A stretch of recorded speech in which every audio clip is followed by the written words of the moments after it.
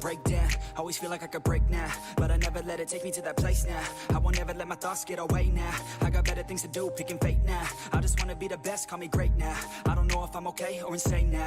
I remember better days on the playground, hoping I can find my way even when I'm feeling down. I fight, even when I don't know what is right. I'ma pick a side, and I'ma take pride. I will decide my fate, and I will never let them tell me who I am. If you try to shape me, I'll be damned. Planet on the ground is where I stand. Never give up, that was always the plan. It's so cold outside, I'm alone, I'm alright. It's so cold outside, I'm alone, I'm alright. It's so cold outside, I'm alone.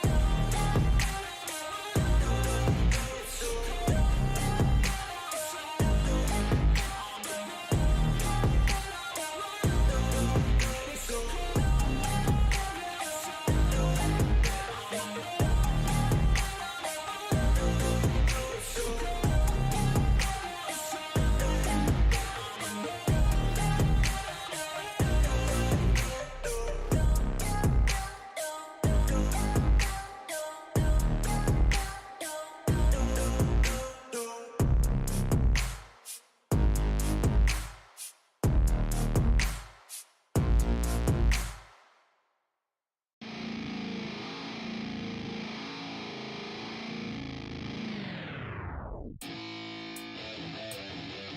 Yeah, let's go. I'm unstoppable, do the impossible. I'm irresponsible, yet I'm phenomenal. I got an arsenal, I'm dropping bombs, you know. No, I'm not stopping, no. Conquer the obstacle. To the top, here I go, think I'm chosen to be the king of rock, think the people have spoken. I can hear the tick-tock of the clock, I'm in motion. So now I'm gonna pop, causing all this commotion. Yeah, sometimes I think that I'm unstoppable. Yeah, ready to go, man, lock and load. That's right, I swear to God that I could drop it, bro. Yeah, I got a shot and I ain't stopping, no. That's how I know that I'm unstoppable.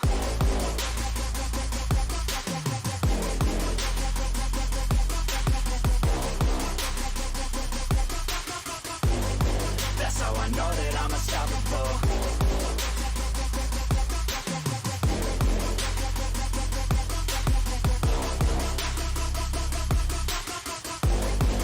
Yeah, let's go. I don't care what they all say. That's right, I'ma do this thing my way. Let's go. Been grinding hard on it all day. Okay, we work hard, then we all play. Yeah, I'm addicted to the grind, man. That's right, so I refuse to waste time, man. Yeah, one day it all will be fine, man. Let's go. Gotta commit to the climb. You know we're back with the Guinness, setting records every minute, every track. In addiction to the fact that we're winning, still we lack something's missing. Need a track that is hitting, making racks, making millions. If you ask, that's the mission. I don't waste time, no, I make time. All these people wanna hate, fine, I'ma make mine. While you sitting there complaining, I'll be training. While you sitting there just waiting, I'm creating. Yeah, sometimes I think that I'm unstoppable. Yeah. Ladies and gentlemen, welcome to the NEXXTCAR Racing League here on iRacing. Tonight, the Truck Series will crown its first champion of this new era of NEXXTCAR. 34 drivers started this season with the hopes and dreams of lifting the NEXXTCAR Truck Series Championship trophy at the conclusion of this 10th race of the season. But now, it's all down to just two. Peyton Tulloch and Matthew Erickson now find themselves in a battle unlike any other. Each driver has created their own path to this championship race, but all roads have led to this. And what's a better place to crown a champion than North Wilkesboro Speedway? If NASCAR had a Hall of Fame for tracks, North Wilkesboro would certainly be at the top of the list. This track is about as legendary as they come. 10 races, 34 drivers, and it has led us all to this. 2 drivers, 1 trophy, 1 classic NASCAR track. There can only be one champion. Who is going to write their name in the NEXXTCAR history books tonight? It's time to find out, and it's time to go championship racing here for the NEXXTCAR Truck Series. This is the NEXXTCAR Racing League.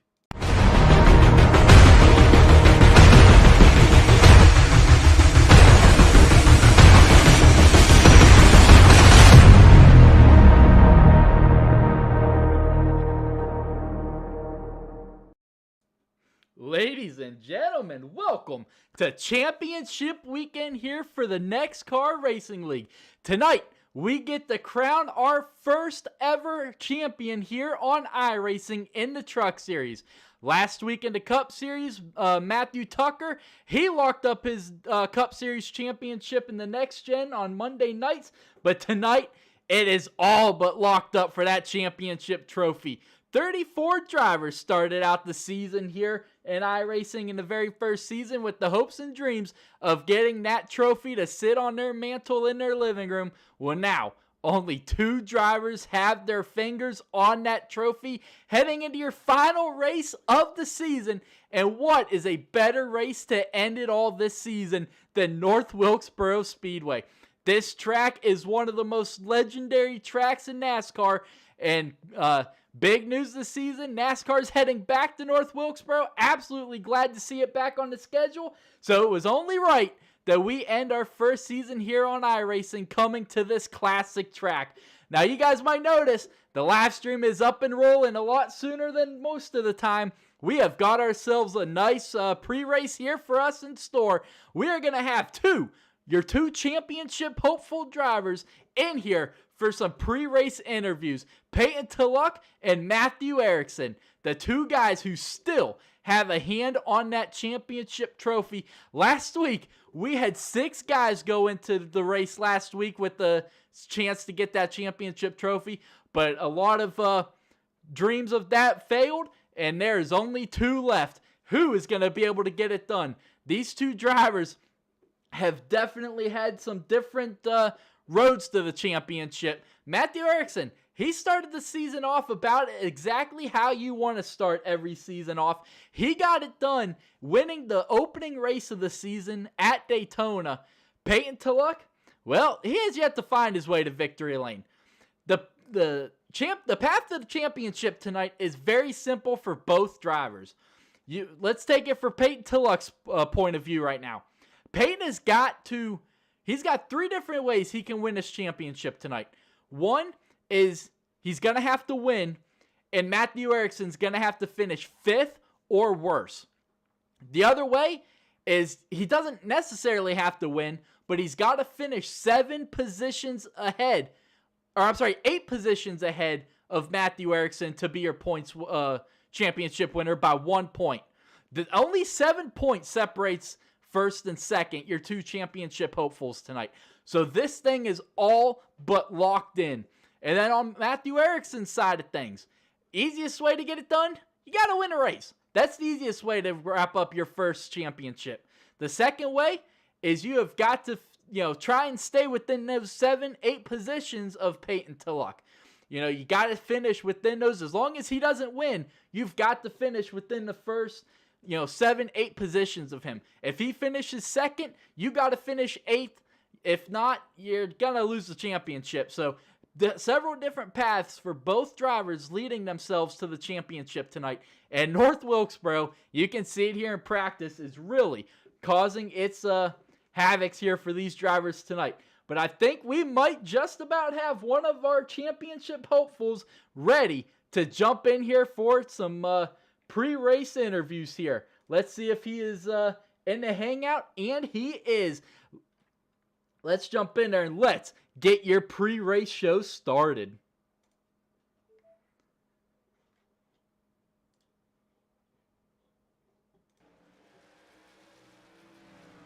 Matthew Erickson, you there, buddy? I'm here. How you doing? I am doing good, brother. How about you?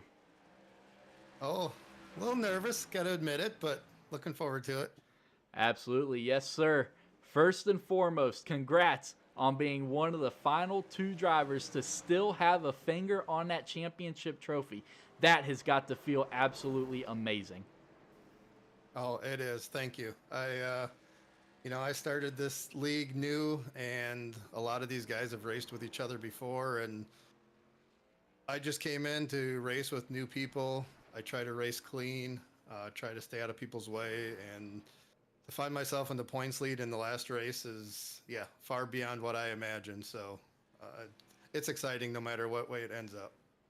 Absolutely. You started this season off exactly how anyone wants to start the season off. We went to Daytona, and you got that win right away. Walk us through how your season has evolved since Daytona. Well, that was definitely a high. Daytona's always anybody's race, and it was an interesting race at that. But, as the season progressed, again, I just tried to stay consistent, stay in it. There's a lot of really good drivers in here, and you see the regulars up front, and I find myself up front once in a while, but my goal is to just stay in a position to win or, finish in the top 5 and, keep the thing running at the end for at least a shot. So that's kind of what the plan has been all year. Hasn't really worked out in all the races, but been enough that I've been able to almost lead the points pretty much the entire season, except for 1 week, I believe. Yep, and that 1 week went to the way of John Turner in that number 29 truck. But, yeah, like you said, consistency has been key all season long. And you've been obviously one of the most consistent guys out there. Like you said, all but 1 week out of the 10 races this season, you have been the points leader. And that all started back at Daytona. That really gave you the momentum to carry in throughout the season. And John Turner, we just said, he led that week. He challenged you quite a bit there, but then about the halfway point of the season is when you really started to separate yourself from the rest. Yeah, no, I had a pretty good lead after I got in front of John again. But then I've been kind of the last 2 or 3 races, I've just really been point racing because Peyton's been putting on a good push at the end here, and he's got himself within 7, and he was quite a few points back about the middle of the season. So it's been a lot of points racing more than anything else on my end.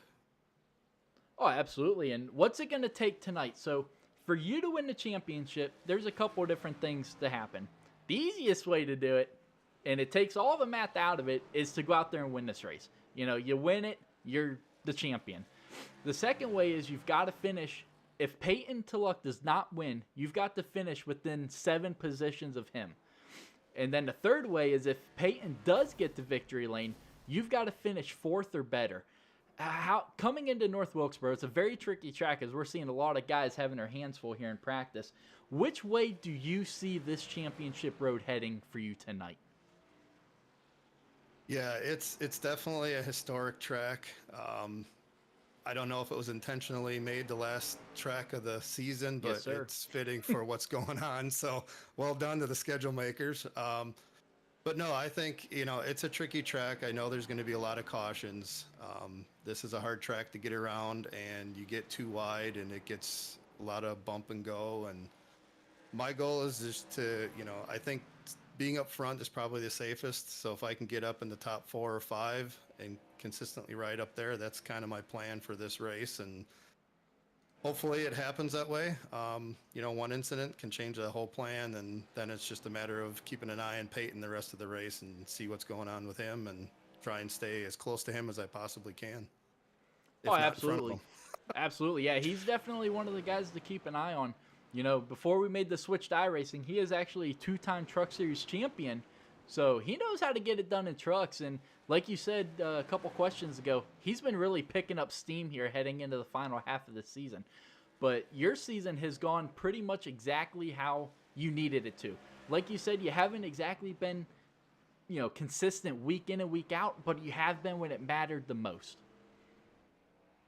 Yeah, no, it's, the goal is always to get up front, win a race whenever you can. But if you can't, you just don't have the truck, incidents happen, the best you can do is try and salvage your best finish. And that's really what I've been trying to do most of the year. And the last couple races I've actually had, started in the back just to avoid some of it, just to stay running at the end. And I think this week, I don't want to try that because, I want to be able to race up front and have the opportunity to be up front when it counts. Absolutely. Yeah. It's going to be very interesting tonight. I think a lot of people are going to come into here with some strategy, but then I think that strategy is going to get thrown out the window as soon as that green flag drops, because practice here has been anything but great for a lot of these drivers here. Have you put down any practice laps here? Yeah, actually I ran, I've never run this track before, so I put in a few laps this afternoon just to get used to the track. And yeah, it's definitely, it looks easy, but it is not easy. And when you get, a group of trucks running, it's quite a handful. So it's going to be interesting, and hopefully everybody just kind of takes it easy and gets in their groove. And, there's not a lot of pushing and shoving, at least early on, but we'll see. I know a lot of these guys they want to get out front and stay out front, and they're capable of doing that. And one slip up though is all that needs to happen to change the whole race for everybody. Oh, absolutely. I mean, we saw it last week at IRP where that late race caution, changed everything. It looked like it was going to go to the way of Andrew Bolander, and then 5 feet from the start finish line, that last caution came out and Robert Hassan came away with the win. So yeah, something can happen that just completely changes the direction of the race. Yeah, no, it's I think I picked up 3 or 4 spots because of that caution, and there was an incident with Peyton on the last lap, which even got me closer to him. So I was able to salvage a few points, or he gave away a few points, however you want to phrase it. But and that's really the thing. This is short track racing again. Tempers do flare a lot, and it's just a matter of keeping your cool and just trying to get the best finish you can. Absolutely. And one last question for you, and then I'll let you go so you can get some practice laps in.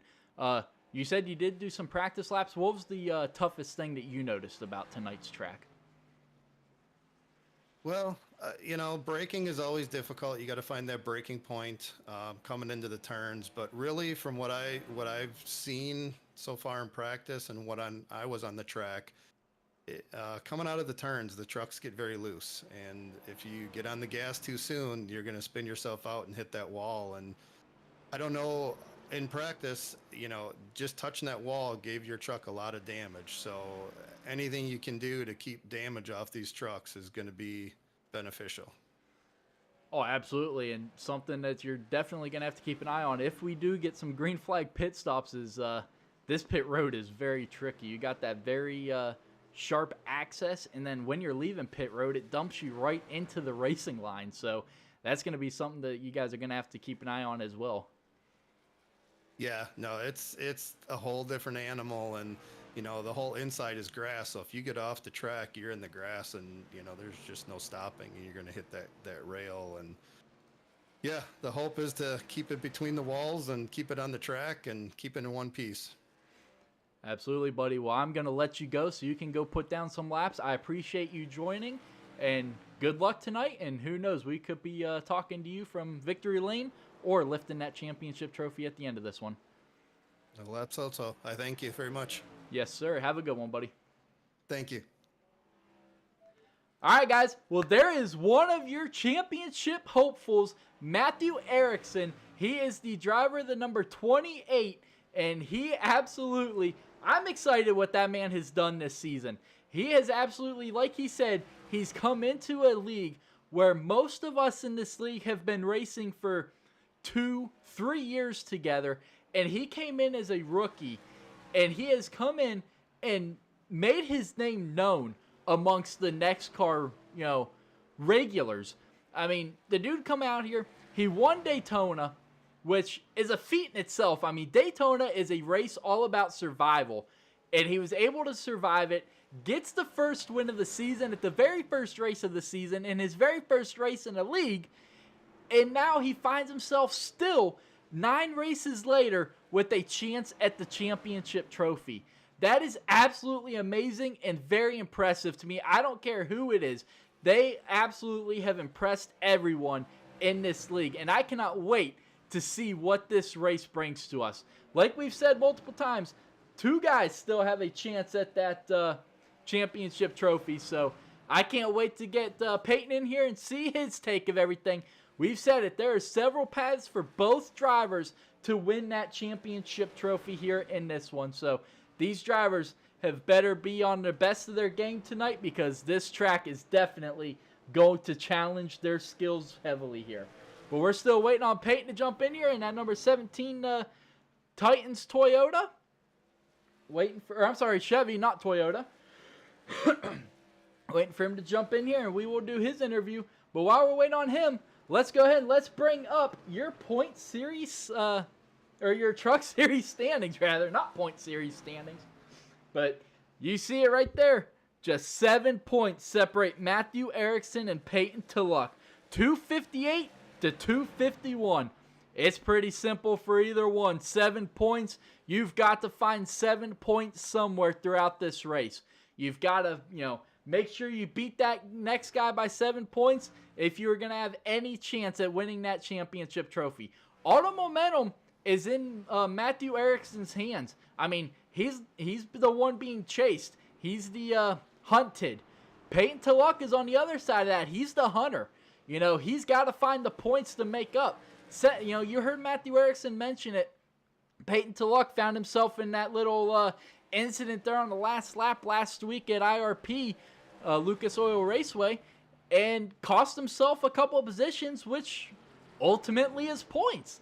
If that didn't happen, we're talking maybe a much smaller gap, 4 or 5 points versus the 7 that we have. So while it seems small what Peyton did and he only lost 2 or 3 positions, well, that's 2 or 3 points in the championship. Much smaller margin than what we're looking at right now for him. 7 points, that's 7 positions sometime throughout the season. Throughout the first 9 races leading up to this, that is 7 points somewhere throughout those 9 races.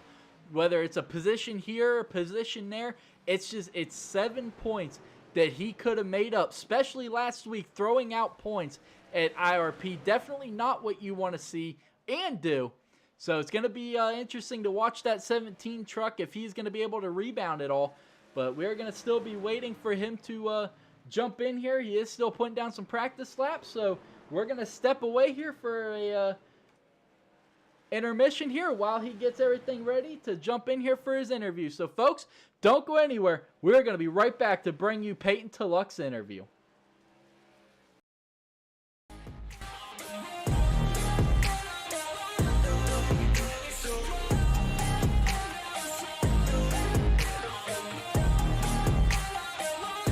Hey Peyton, you want to jump in and hang out there?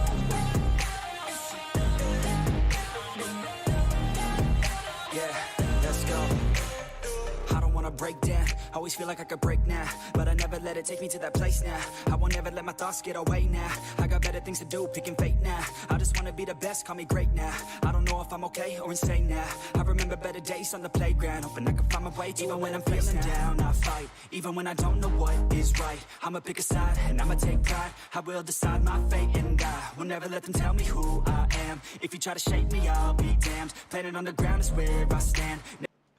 All right, folks, we have got the guy on the other side of this championship battle, Peyton Tulloch. What's going on, buddy?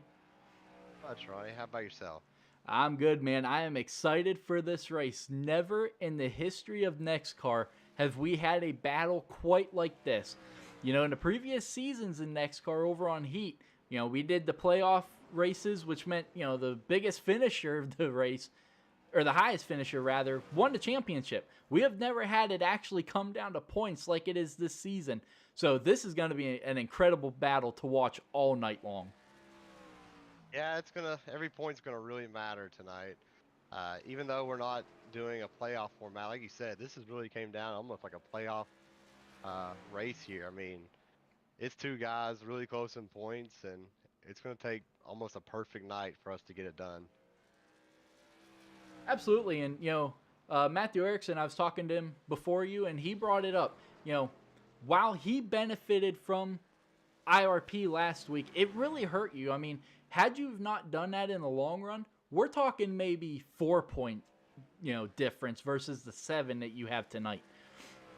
Oh yeah, all week I've been thinking about the whole thing, and I mean, I regret it, yes, but I gotta live with it. Like I made my own bed, I gotta lay in it, and it's not over. Like, sure, I mean that sucks and everything, but I've got a way to win the championship tonight. Heck, if I go out here and win this thing, we'll be sitting pretty good. So, sucks about the past, but I can go back throughout the season, look at multiple situations where I lost points or didn't do something right.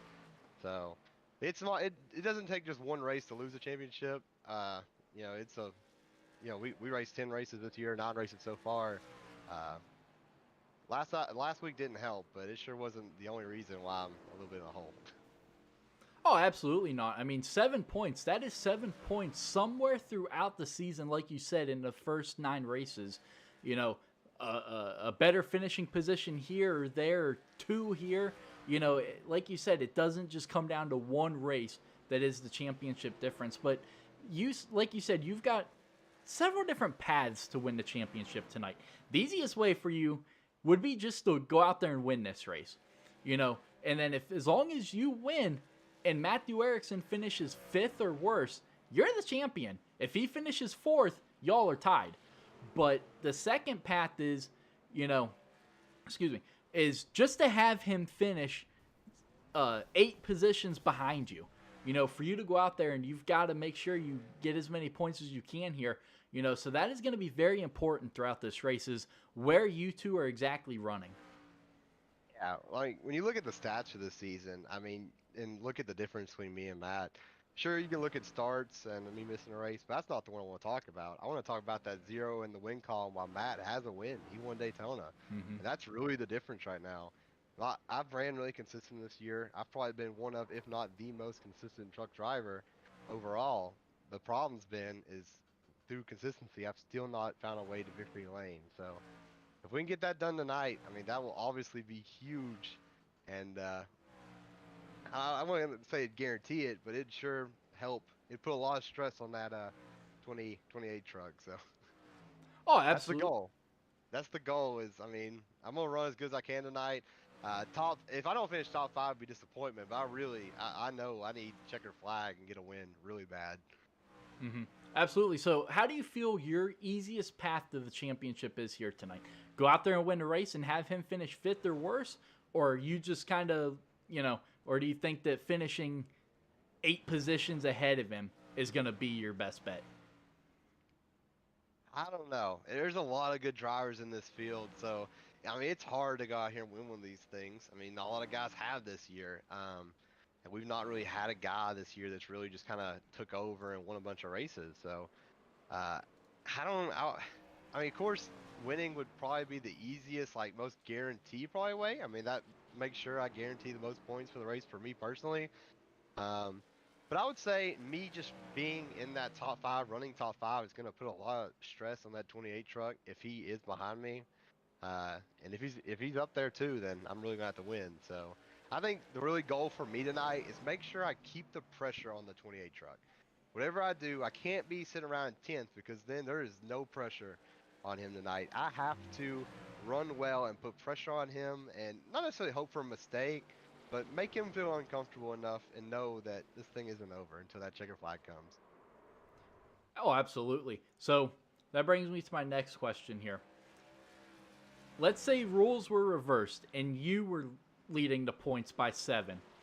Would you rather be where you are right now as the hunter, or would you rather be the hunted? It's a weird like way to think. Like as a racer, I usually want to be the hunter, but in this case scenario, I'd much rather be the hunted, because his book and his strategy book is wide open tonight. He can do Mm-hmm. multiple things and take, and not necessarily risk, but he could play the safe route and be a decent spot tonight. I mean, I've got, if it takes a chance, if I got to do something weird, I mean, I have to do it. Mine is, balls to the walls. It's all out there. I've got to do everything I can. While I mean, really, his golden night probably should be like if he finishes probably around 7th. Basically, if I was him, I'd try to make me win the race. That should be his golden night. Make me win the race. So him finishing around 7th or whatever, that would be my goal if I was him. Make me have to be the dude that go out there and steal the championship from him. Don't make me get it by him making a bad mistake. Oh, absolutely. I 100% agree with you in that statement. He's got the quote unquote easier route to the championship, but this really kind of puts some momentum into you because, you're 7 points behind. You don't have the stress that he has right now. Like you said, he has got to, try to stay within a certain amount of positions of where you are. You can just go out there and you can throw the kitchen sink at this thing. If it works, awesome.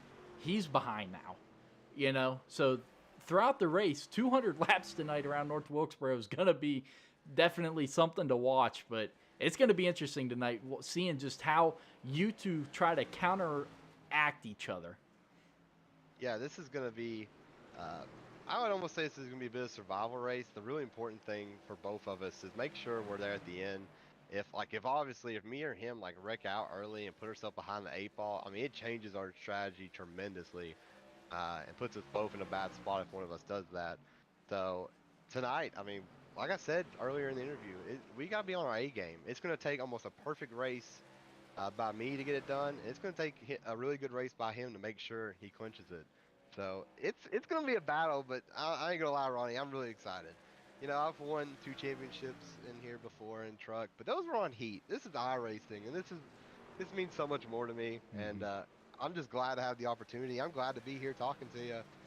After I missed the race early this year and really fell back, I didn't know if I would even be in this last week with a shot, but clawed my way through, a few points here, a few points there, and we got a shot tonight, and that's all I can ask for. So yeah, I mean, I don't know what to say. Absolutely, I 100% agree with you. You mentioned comparing the championship from iRacing to Heat. You said iRacing would mean so much more, and I'm not, lowering the standard or the feeling of winning the championship on Heat, but you are absolutely 100% correct.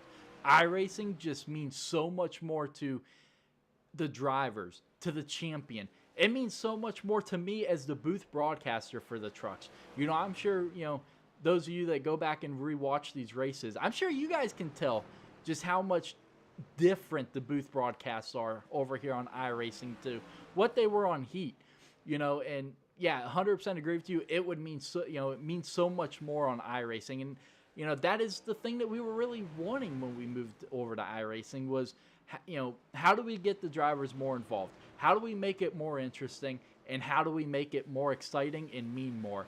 And this season has really, truly answered every single one of those questions. Absolutely. I mean, you've seen it all year. Every race has been just a bear fight for wins, and they're so hard to come by, and everybody's put their, everything on the line. And you see with tempers, we had tempers back in Heat, but eventually those kind of cooled down and everything. But in here, I mean, it's way easier to get, make a mistake and get wrecked or whatever. And you see it tonight. You can tell this matters to a lot of us. We put a lot of time in this. We put a lot of money into this. A couple of people in my fam or whatever have kind of laughed, about it. But this is our hobby, and we're all here to have fun and everything. But that doesn't mean we're just here, to smile and just drive around in circles. We're trying our best out here and having a blast doing it. I ain't gonna lie, I've said this before in an interview. This is probably the most fun I've ever had racing, and I'm just excited to get this race going and see what happens. Absolutely. I've seen you put down some practice laps, currently sitting 7th in the standings here for practice. How do you feel about the track tonight? Well, I've always been a better driver and more of a braking kind of track, one that's more using in the brakes, and this is definitely one of them. It's also a track that feels like a bunch of lanes are usable. You can run the outside here and get past people, and you can run the bottom here and get past people. It is wide open. There's multiple ways to make your way through the field. And I'm not too worried about my time right now. As always, usually in practice, I'm not usually the quickest, but when it comes race time, I usually have really good race speed.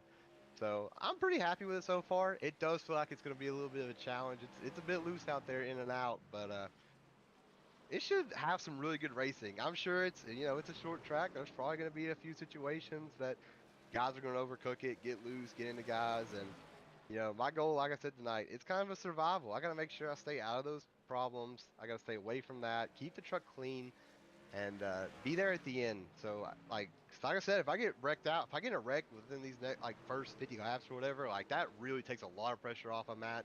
I have to make sure to keep that pressure on the whole race. Oh, absolutely.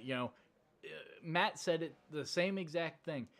One caution or one little incident can change the entire outcome of this race. We saw it last week at Lucas Oil where we thought we were coming to the white flag, and then 5 feet before they hit the start-finish line, Andrew Bolander was leading. The caution came out, and then Robert Assong walked away with that one. So any little thing can change the outcome of this race. So that's definitely going to be something that y'all are going to have to keep an eye on as well. Yeah, and when it gets down to it, I mean, me and Matt are racing for a championship. The real question is, how bad do you want it? We saw what Ross Chastain would do to make the Final Four, just to make the Final Four in Cup this year. How bad, or what kind of move will you make if it's close to win a championship? What if me and him, last few laps, we're separated by a point or two? How hard will we push it, and what are we willing to do? That'll be an interesting story for you at least to watch, and all the fans at home, and the closing laps. If it's close, hopefully it is. Oh, absolutely. But I can tell you the Ross Chastain move here does not work. A couple of us tried it last night in practice, and it does not work. Nah, don't worry. I won't try that on you. But one last question, then I'll let you go to get some more practicing. But pit road, that's going to be interesting tonight. You got that hard, sharp left-hand turn to come onto pit road, and then coming off of pit road, if you guys are doing any green flag pit stops, it is going to dump you right into the racing line heading through 1 and 2. So that is going to be an issue tonight, and it's going to be interesting to see drivers, see who's really truly paying attention to what's coming up behind them in that mirror. Yeah, it's not been too bad this season with it, but tonight it's really going to be crucial to use communication on the chats through iRacing. Letting drivers know when you're pitting and when you're exiting pit road will be absolutely crucial because, like you said, I mean, you go straight on the track. There is no really merge lane or anything. You go straight into the bottom lane in turn 1 and 2, and that's a lane that most people really run around here. So if they're on the track and don't see you and you come up, I mean, you're going to have a massive wreck and both of you be absolutely total. So communication will be absolutely key, and getting on pit road will be also key. You can easily win and lose the championship on and off pit road, and I do not want to lose this thing because of a silly mistake on pit road. Absolutely, yep. Like you said, you don't want to let something small that is very preventable like that rip your hand right off that championship trophy. So I'm going to let you go, buddy. Go get some practice laps. I can't wait to see you and Matthew Erickson battle this one out for the championship, and best of luck tonight, and who knows, maybe you can head to victory lane for the first time this season and lift that championship trophy. Awesome, but no matter what, I'm gonna have a blast tonight and give it all I have, and can't wait to talk to you after the race, Ronnie. Absolutely, buddy. Good luck. See ya. All right, folks, there you go. There is your second championship hopeful, Peyton Tilloch, in that number 17 Chevy. The man is 7 points behind Matthew Erickson in the point standings. You see Erickson right there in that number 28. The man has got it figured out. He's got to get it figured out if he is going to have any shot at making up those 7 points. Like you heard him say, one race does not take you out of this championship. He had to make up 7 positions throughout the course of the season. So he absolutely nailed it on the head. It does not just, last week at Lucas Oil, you can say that, hey, You know, he gave up a couple positions there, but like he said, it does not come down to just one race or one incident that, you know, ruins your chances at getting a championship. But before we head into qualifying, let's get your league owner, Nicholas Trudeau, in here for some pre-race interviews here from season 1. All right, Nick, you there, buddy? I got you. All right, man. So I know you were in here for a little bit of Peyton's interview, but, you know, him and Matthew Erickson pretty much said, you know, in a roundabout way, the same exact thing. So I want your take on how, you know, this season has gone for our first season on iRacing. You know, this is our first time that we have really seen a championship battle come down to points. You know, in all previous seasons, we've had a playoff schedule. So therefore, it comes down to whoever finishes the highest in the championship race is your champion. This is the first time that it's really coming down to a points race. Yeah, this season's been totally different than anything that we've had before. And obviously, going to iRacing is, you know, the main reason why we did what we did. And the racing and how it's been all season's been awesome. It sucks that I missed the first few weeks because I think I'd be right there, being able to win a championship. But I think we'll have a good finish tonight. Now I've been really consistent in Cup, and then I had a few weeks at the beginning of the season where I struggled a bit. But it's been definitely just a learning curve this first season. You know, get used to iRacing, you know, and how it runs compared to heat, and just getting used to a wheel in general has been a big learning curve. So, yeah, it's just been an awesome first season for us, and looking forward to season 2.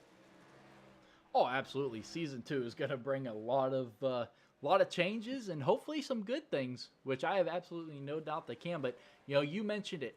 On heat, 4 races into this season, we'd have had our championship crowned, you know? Yeah. So here on iRacing, it has completely changed everything. You don't have that same driver or 2 drivers winning every single week. I mean, these are absolute bloodbaths for wins. You know, you've got no one has more than 2 wins this season. Mm-hmm. You know, in any of the series, whether trucks or Next Gen Cup, no one has more than 2 wins out of 10 races. So the switch to iRacing has absolutely done what we had hoped for when you and I got together and said, let's make this switch. Yeah, no, so many different winners in the first season has been awesome to see. You know, instead of someone winning, you know, only a handful of races, you know, 10 wins in a season, and with coming over here, it doesn't seem like anyone is, you know, pulling away from anyone. So it's gotten the competition really close. You know, running. No, some weeks, some drivers are good at one track, and some others are good at another. So it's really just trying to be consistent throughout the whole season. And, you know, it just brings a whole other element that heat didn't bring. And it's just been great to see that many different winners in a season. You know, getting my 2 wins this season has been awesome in truck, and hoping to get a Cup win at some point. But Cup is just as difficult as trucks has been. So it's just great to see, and just getting more guys in here for next season, and, you know, going through still that learning curve for next season as well, and some mostly same tracks, but there are some new ones, you know, to get used to.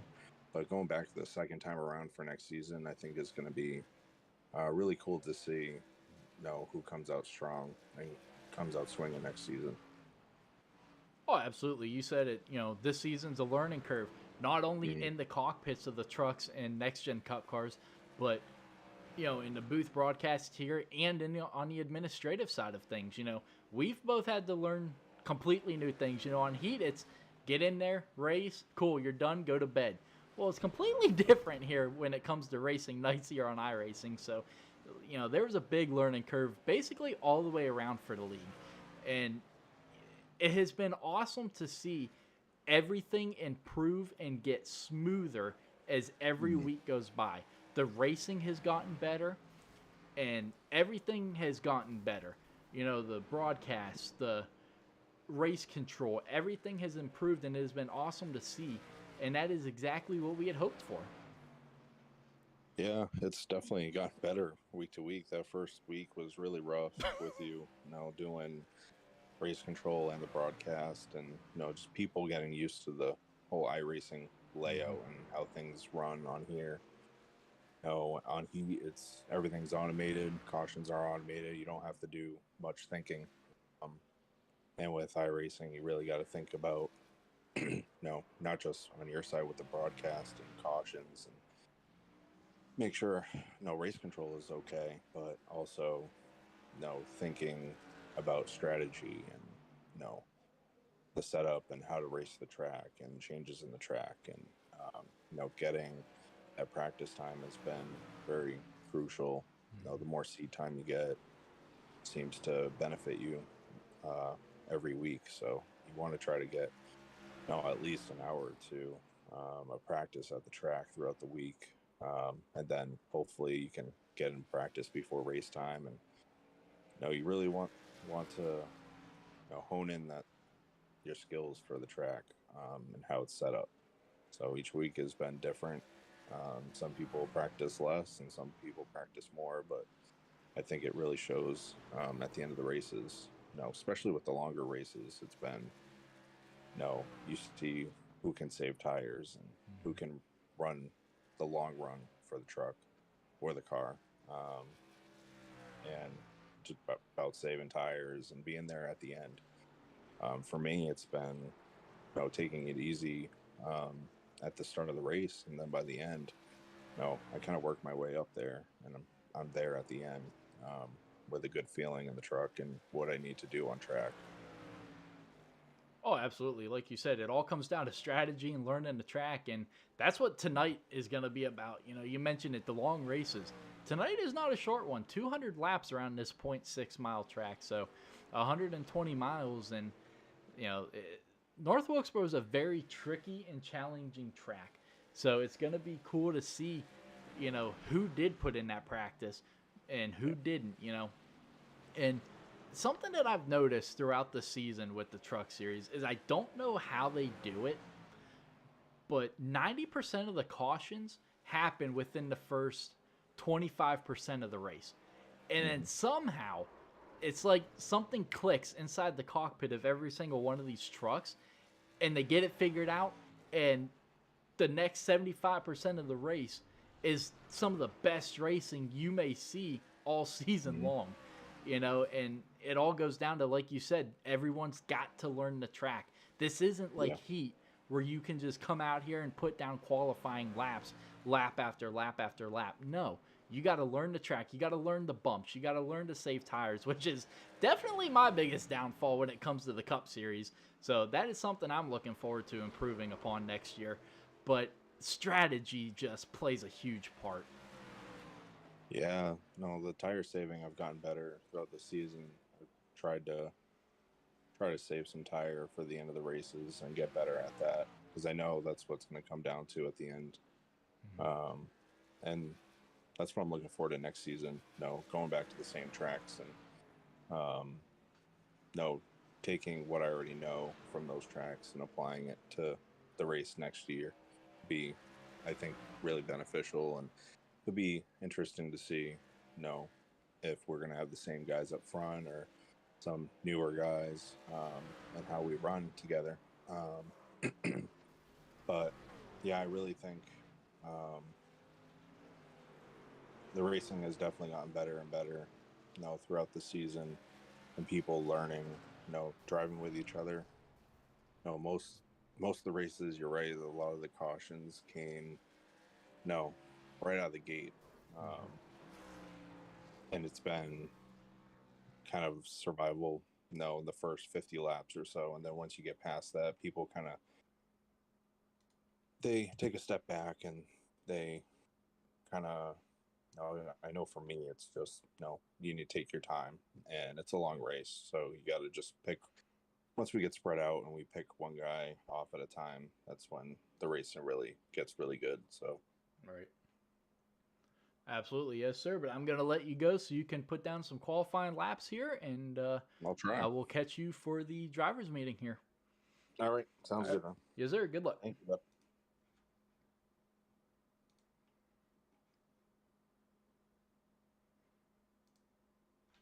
But there you have it, folks. There is your league owner, Nicholas Trudeau, jumping in here for a quick pre-race interview there. But qualifying is underway. Sorry, it's just going to be kind of looking at the track asphalt right now. The cameras here at North Wilkesboro are not the greatest.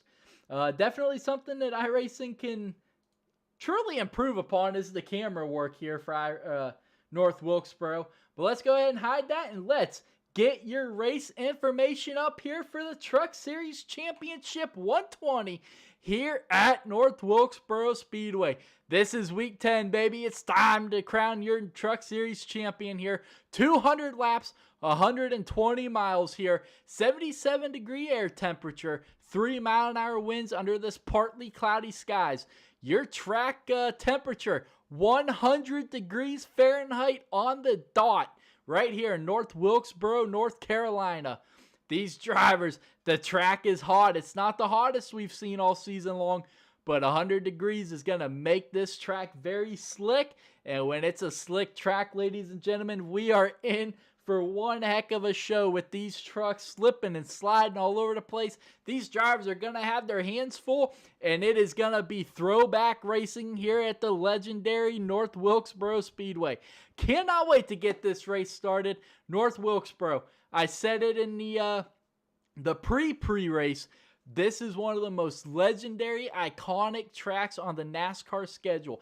If NASCAR had a Hall of Fame for tracks, this one would certainly top the list. So definitely cannot wait for these guys to get in here, get this race started. Like I've said, 200 laps, 120 miles around this bad boy. These drivers, they're going to have to drive careful with the 100-degree track temperature, but they're going to have to get up and have those elbows out because, especially when it comes to Peyton Tulloch, the man is going to have to drive with them elbows out here tonight if he is going to cut away into that 7-point championship lead that Matthew Erickson holds coming into this 10th and final race of the season here. North Wilkesboro Speedway, baby. It's throwback racing here, NEXXTCAR style, and it is time to crown your Truck Series champion. Let's go ahead and let's put that away. And for those of y'all that are tuning in here to see who wins the NEXXTCAR Truck Series champion, all 122 of you guys, I appreciate you guys tuning in. They are getting ready as qualifying is commencing. Let's get your Truck Series standings up here one more time here before we head down trackside for your drivers meeting.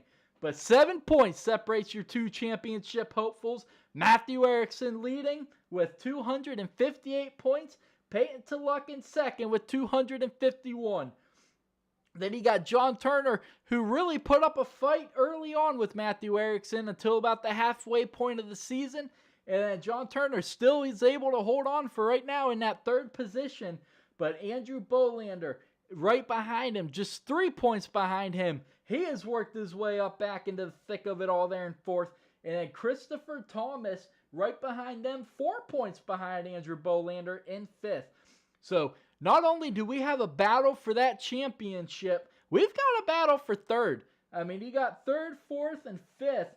And then you got sixth with Jonathan Wright. He's still involved in this thing. You got J.D. Larson back there tied for sixth as well. David Chandler back in eighth, a little further back. I don't think he's really going to be able to get up there and challenge those guys. But you've got, third, fourth, fifth, sixth, and seventh all battling for that third position in the championship. So, yeah, while the big story is who is going to win the Truck Series championship, you still got some other battles here throughout the point standings. So, a lot of things on the line here tonight around this 0.6 mile track of North Wilkesboro. This track is going to be fast, it's going to be slick, and it is going to be a fun race for these guys. Let's go ahead and let's get your tower up and see how these guys have practiced. Or I'm sorry, have qualified. Right now, Toby Kelsey, he is going to be leading the way here in qualifying, grabbing what could be a pole, 18.92 around this track. Jonathan Wright in second, 2/1000ths of a second behind him, then Bolander third. So you guys see it right there on the left-hand side. A lot of these guys are right there with each other. So this is going to be interesting. And how about this? Peyton Tulloch currently in 10th, Matthew Erickson in 8th. So your two championship hopefuls looking like they might just start this race bumper to bumper in 8th and 10th. But folks, it is time to head trackside and let's get your your drivers meeting started in this one.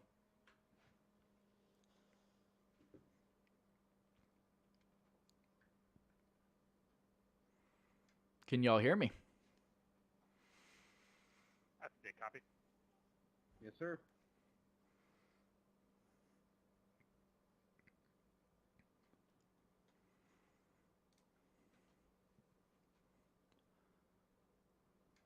All right, fellas, welcome to the last race here in Season 1 for the Truck Series. The season has been absolutely unforgettable. Let's finish it off with one of the best racetracks in NASCAR. Let's go out there and let's have a good race tonight, fellas, to finish out this first season. North Wilkesboro is a challenge. We got 200 laps around this track tonight. You got 4 sets of tires waiting for y'all on pit road and 1 fast repair.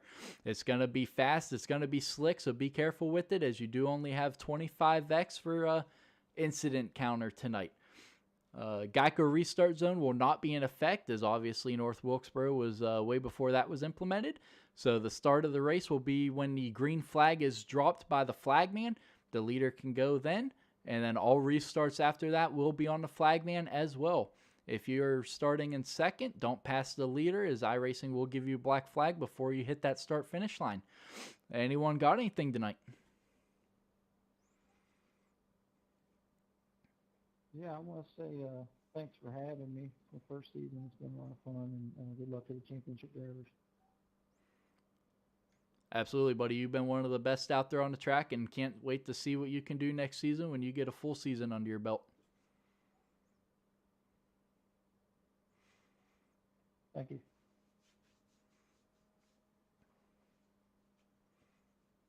Yeah, I just want a big shout out to North Wilkesboro for holding this championship race.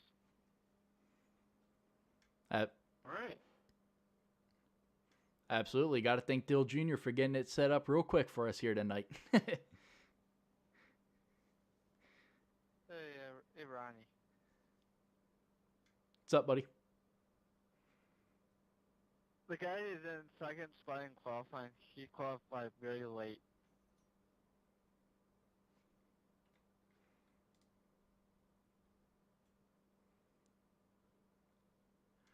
We haven't really been tracking that throughout the season. There's been a couple times throughout the season that people have qualified late, so we'll just look into that for next season. Yeah, he's new anyway. He probably hasn't even learned that rule. Yeah, Jeff's been in the league for a while, but yeah, this is one of his, I think, second, maybe third race of the season, so we'll cut him a break tonight. Ronnie, we ain't got no race control tonight, do we? I don't believe so. Nick, have you been able to get that figured out or no?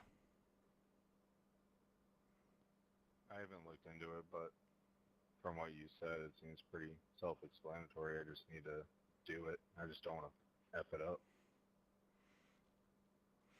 Yeah, no, so Nick is going to step in as race control. Be mindful, obviously, as he is racing. Try not to request a whole lot under green flag conditions.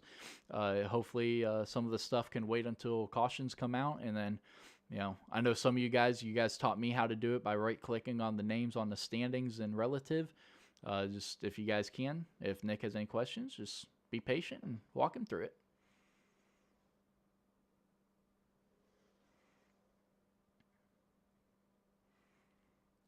But if no one else has anything, good luck. Let's finish out the season strong, and good luck to our 2 championship hopefuls. Catch you all after the race.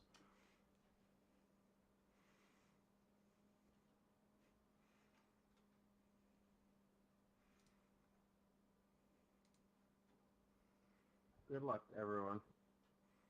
I want to say something while we're gritting up here to everybody. I want to thank you guys for being here tonight, and thank you for a wonderful season. It's an absolute honor racing every single one of you. Sure, we've had some tempers this year, but at the end of the day, I think we've all, when I talk, I think I can talk for all of us that we've had a blast. It's been a lot of great racing. Good luck to Matthew Erickson tonight. Really excited to race you, man. But no matter what happens tonight, let's have a blast. Let's have a good race. And to those who are coming back next year, can't wait to see you guys again, or next season. Can't wait to race you guys again. And anybody who is not signed up or still thinking about it, hope you can join us, because it's going to be a blast. So either way, good luck to everybody tonight, and let's have a good last run.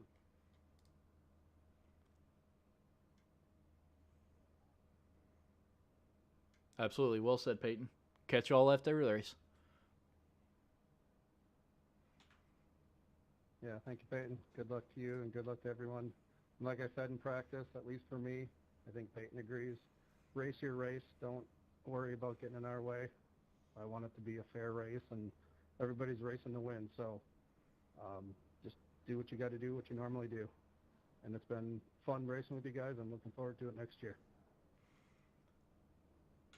Absolutely. We wanted to stay in there and catch what those guys had to say to each other. Absolutely love the camaraderie around the NEXXTCAR Racing League. So let's get your starting grid up here in this one before we get going here tonight. Toby Kelsey grabbing the pole in at number 51. Starting second, Jeff Taylor. Third is going to go to Jonathan Wright. Fourth, Robert Hassong. Fifth is going to go to Andrew Bolander. Sixth is Mitch Diamond. Seventh, Nicholas Don Francesco. Eighth, Robert Babcock. Ninth, Matthew Erickson. 10th, J.D. Larson. Peyton Tullock in 11th. David Chandler in 12th. Steve Bocock 13th. Christopher Thomas 14th. John Turner 15th. Steve Henning 16th. Nicholas Trudeau 17th. Myself in 18th. Obviously not racing. Jimmy Emos will jump up to the 18th position.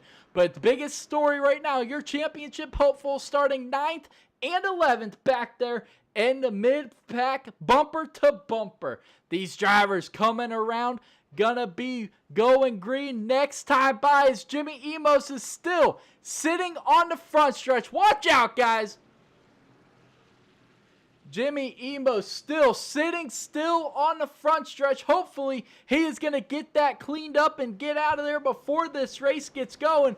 But Toby Kelsey is going to lead these drivers down the backstretch, getting ready to grab the green flag for the first time here in this one, folks.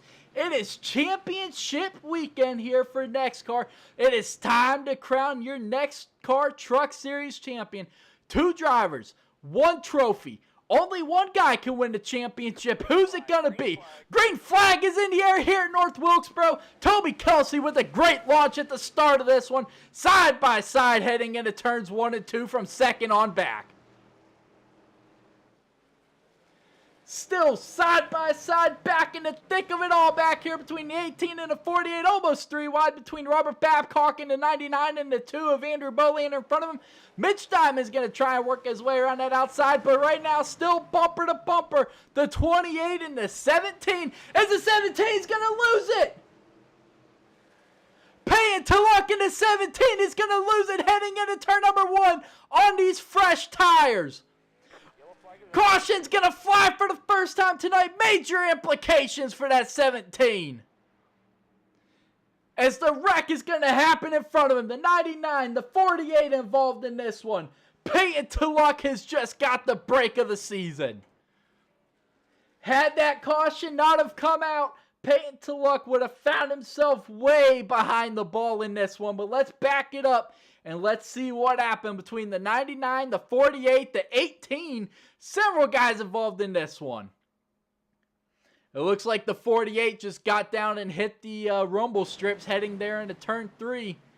Oh, he got loose, hit the rumble strips, comes back up the track. He hit the rumble strips. He got loose heading into 3 on the fresh tires. Wild ride for the 48. Nowhere to go for that 18. Nowhere to go for the 99, the 18, or anyone else involved in that one. The 64 of Henning getting it slowed up in time, missing them both. But caution is going to fly for the first time tonight here at North Wilkesboro as Toby Kelsey is going to continue to lead the way here from the opening laps here. 5 down out of 200. These drivers, me and Nick talked about it in the pre-race interview. Somehow, these drivers start the races out with cautions, but then they'll end it with the green flag and some of the best racing you'll see all night. And there goes the 38 of Jimmy Emos going to get his lap back after falling down a lap early on as he had some truck issues getting off the starting grid. But Toby Kelsey grabbed the pole, and he is going to continue to lead the way around this one. Jonathan Wright, he started in 3rd. He is going to work his way up to 2nd. Jeff Taylor started 2nd. He's going to fall back to 3rd. But the other guy I want to talk about, Robert Hissong, in that number 3 Wrangler Jeans Chevy. Absolutely beautiful throwback to Dale Earnhardt, maybe the king of North Wilkesboro Speedway. This was Dale Earnhardt land here in North Wilkesboro. They absolutely loved him here in North Carolina and absolutely love that throwback to him. That number 3 Wrangler Jeans Chevy looks absolutely beautiful. An iconic paint scheme on an iconic racetrack. Great job, Robert Asong, in picking that paint scheme. Absolutely love it, brother. But making other plans, Mitch Diamond has gained a position. But right now, your biggest mover of the race is that number 1 of David Chandler. Plus 5 positions so far. But the story of the night, Matthew Erickson currently running in that 8th position. But you had Peyton Tulloch fall all the way back here. You see it on the left-hand side. He's all the way back in the 14th position after coming into turn 1 for the first time at race speed on the 2nd lap. Got loose, went through the grass, but then maybe the break of the night. Apparently we're back to green flag racing. I am sorry. Green flag is going to be back out in the air. Did not realize it was going to be a single file restart. Green flag is back out in the air as Toby Kelsey is going to lead the field single file back into turn number 3. Jeff Taylor in that 11 has got an absolute mirrorful of the 3 of Robert Asong. They're almost going to be side by side out back around David Chandler. He's going to go to the inside of the number 2. Here comes Christopher Thomas in that number 5 as well. He's not going to be able to get to the back bumper. Those 2 are good buddies, the 1 and the 5. These guys like to race each other hard, but they are very clean about it. Like I said, 2 good buddies here in NEXXTCAR getting ready to dice it out here at North Wilkesboro. Steve Bocock falling back big time in the standings. Caution's going to be out as he is going to go around here in this one.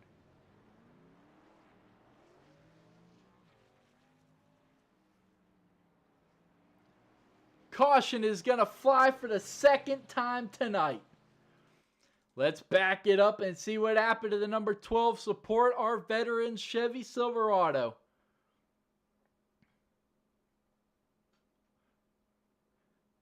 Just loses it coming out of 4. Right there behind your championship leader, Erickson in the 28. He just got back to the gas a little bit. Not too much damage to the front of that 12, so good job by him. Great job there, Steve Bocock, trying to limit the damage you get, and then Jimmy Emos making his way through. But caution is out for the 2nd time here tonight on lap 12 of 200. But right now, Peyton Tulloch has worked his way back up into that 13th position. We've talked about it several times here, folks. The path to the championship for both drivers. It's quite simple, honestly, for your championship leader, Matthew Erickson. The easiest way to wrap up your first championship is to go out there and win this race if you're Matthew Erickson. You know, you go out there and you win this race, you have locked yourself up that championship. If you don't, you've got to finish within 7 positions of Peyton Tulloch if he does not win the race. Now, if Peyton Tulloch is able to go out here and he gets the race win, Matthew Erickson must finish 4th or better tonight to get his championship. If Matthew Erickson finishes 5th or worse, your champion is Peyton. So, and then obviously the other way is Peyton just needs to finish 7 positions better than Matthew Erickson. So it can go either way here. Both drivers have got multiple ways to get this championship. So it's going to be interesting to see what each driver is going to be able to do here in this one, as they're coming back this time to complete lap 14 of 200. We should be going green next time, folks.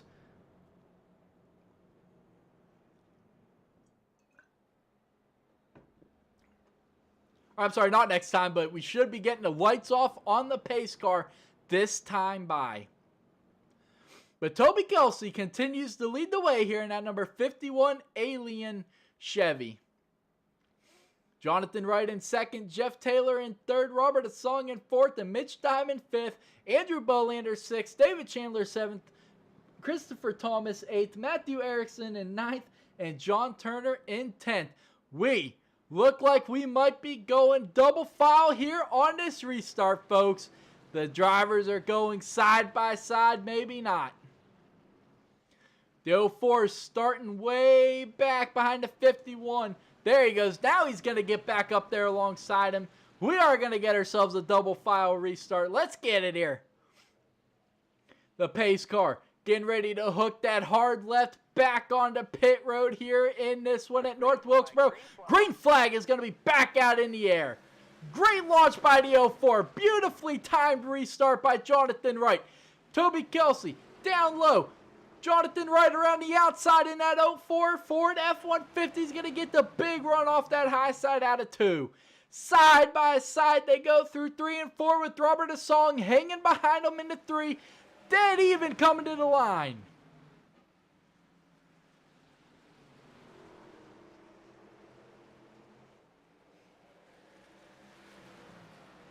The 04 of Jonathan Wright is going to use that high line to work his way past Toby Kelsey. And Robert Asong saw it, and here comes that number 3 on the outside as Toby Kelsey is going to get really loose on that high line. And the 65 is going to get turned by the 5. Mitch Diamond's going to find the front bumper of the 5. Let's back it up and involved in this one. Oh, that's the one. I thought that was the 17 at first. Peyton Tulloch looked like he may have got through it with no damage. How about the 28?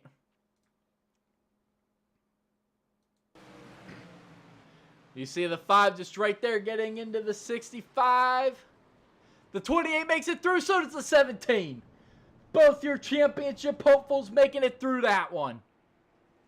And they are now back to bumper here in this one, as they are going to find themselves once again 6th and 8th. That is not what Peyton needs, though. That's exactly what Erickson needs. He needs to keep Tulloch behind him if he is going to wrap up this championship. But Tulloch needs to find his way past Erickson for the championship. But coming to complete lap 20 of 200, these drivers only 20 laps in. Hopefully, we can get it cleaned up as we're under caution for the 3rd time here at North Wilkesboro.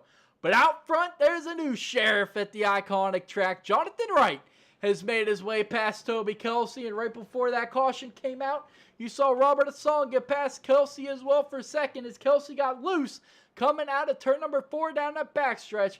And how about Andrew Bolander working his way up into that 4th position? And now Jeff Taylor started in 2nd, has lost 3 positions. He is now back in that the 5th position in that beautiful number 11 Budweiser throwback.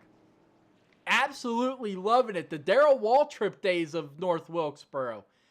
Absolutely loving these throwbacks by the 11 and the 3. Iconic paint schemes on an iconic track, as you see the 51 and the 2 rubbing bumpers there. But back out front, we still got the lights on the pace car, but Jonathan Wright continues to lead this field here under caution, coming through turns 1 and 2. The light should be going off on the pace car this time. You see Christopher Thomas on pit road trying to get some damage fixed on that number 5. Trying to get it all sorted out in that Chevy. Nicholas Donfrancesco, he is currently 16 laps down in that number 48. You saw him involved in that first caution early on. Well, he is rebounded, but 16 laps down in this one. But folks, we are side by side out front. The lights are off on the pace car. It is time to go back racing this time. Hopefully these drivers can get it cleaned up a little bit. Hopefully we can get some green flag racing in. And let's get it done here at North Wilkesboro. Cannot wait to see who the champion is tonight. 6th and 8th is where your championship hopefuls run here in this one. Is that outside line is going to stack up, and that's going to hurt both of them, Erickson and Tulloch. But the 04 is going to get himself a great launch. They're going to be almost side by side back here for second. Kelsey and a song. Here comes Bolander joining the battle on the high line.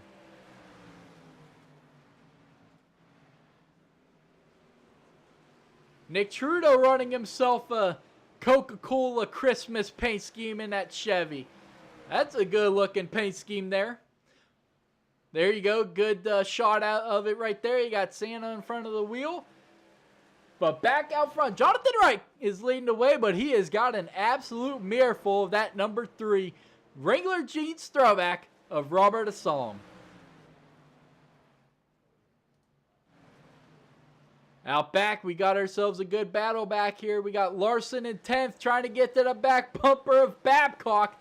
That got a little tight right there. If you're Babcock, that's the last thing you want to see in your rearview mirror is the front of that truck behind you getting closer and closer and bigger, because that means that guy is getting closer to that bumper. But now you see him all over the back bumper of the 17 in front of him. These two drivers, the 99 and the 17, had some major issues last week at IRP at Lucas Oil Raceway. All stemmed in that late race caution, and then it all led into the final turn at Lucas Oil Raceway where the 17 showed his displeasure with that 99. Well, folks, they find themselves bumper to bumper here in this one, and Peyton Tulloch in a championship battle had better pray that 99 does not do anything for retaliation.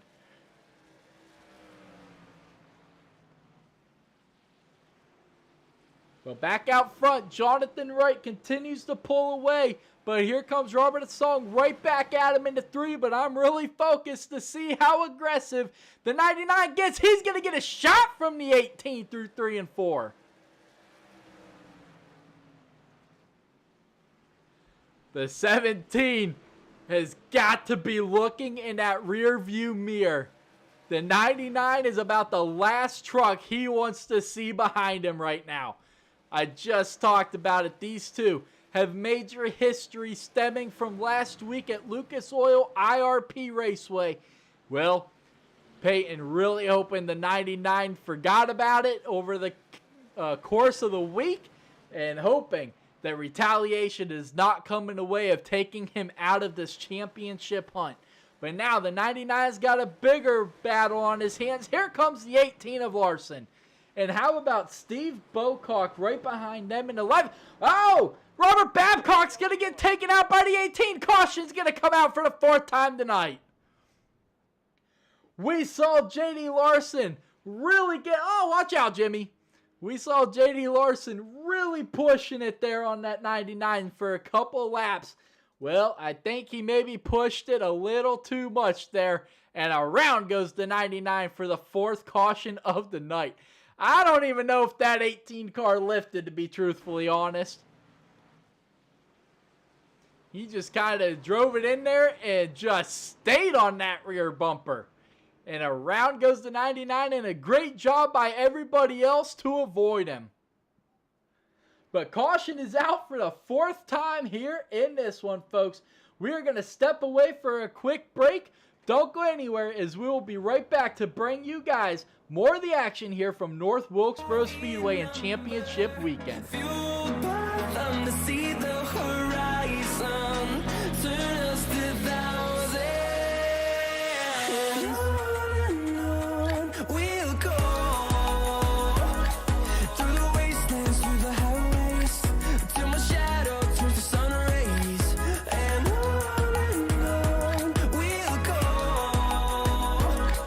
through the wastelands, through the highways, and on we'll go.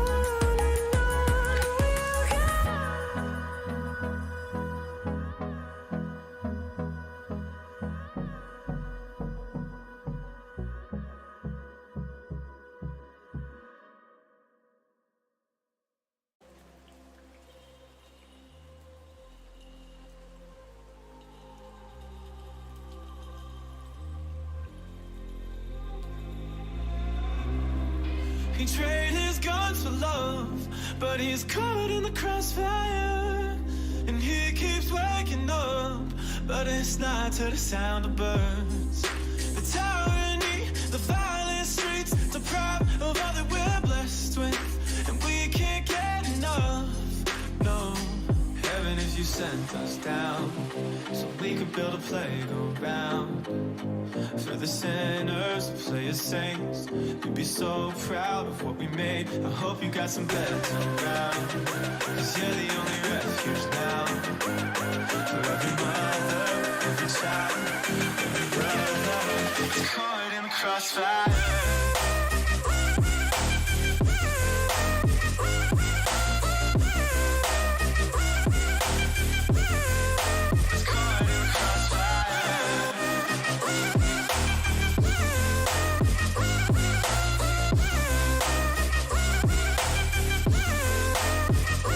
Alright folks, welcome back here to North Wilkesboro Speedway, one of the most iconic tracks in NASCAR. Absolutely love to have you guys. 167 of you guys tuned in across YouTube, Facebook, and Twitch. Glad to have you here. These drivers are getting ready to go back racing. Richie, what is up, buddy? How you doing, my man? But green flag is going to be back out in the air here at North Wilkesboro. Big wheel spin by the 04. He's going to slide up in front of the 3. That opens up the door for the 2. Big save by Jonathan Wright in the 04 to save it after the wheel spin. And great heads-up move by the 3 to not wreck the 04, trying to save it. But big wheel spin for the driver that led the field back to green. And caution's out for the 5th time in this one as Toby Kelsey, your pole sitter, involved in this one in the number 51. Let's back it up. We're going to back it up and watch a couple of things here, folks. First thing we're going to watch, and why does it look like the 17 may have found his way into this one, folks? Toby loses it. Just like we saw Don Francesco do, the 17 plows into him. Major implications once again for Peyton to lock in the 17, as he has got major damage to the right side of that 17 Chevy. Major championship implications to one of your championship hopefuls tonight. You hate to see that if you are a fan of that 17 of Peyton to luck. Oh man, you hate to see it. But the next thing we're going to back up and we're going to watch is the wheel spin and the save by this 04 of Jonathan Wright.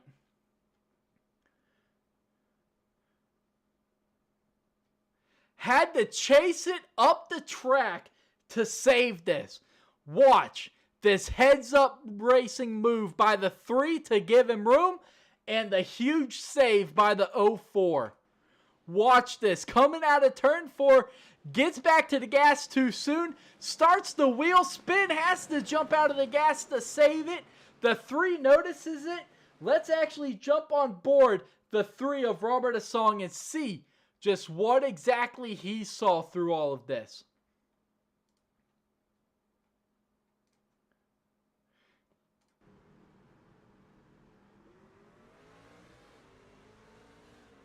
Man, that was close. Wow. That's about as close as it gets, folks. But we are under caution for the 5th time tonight.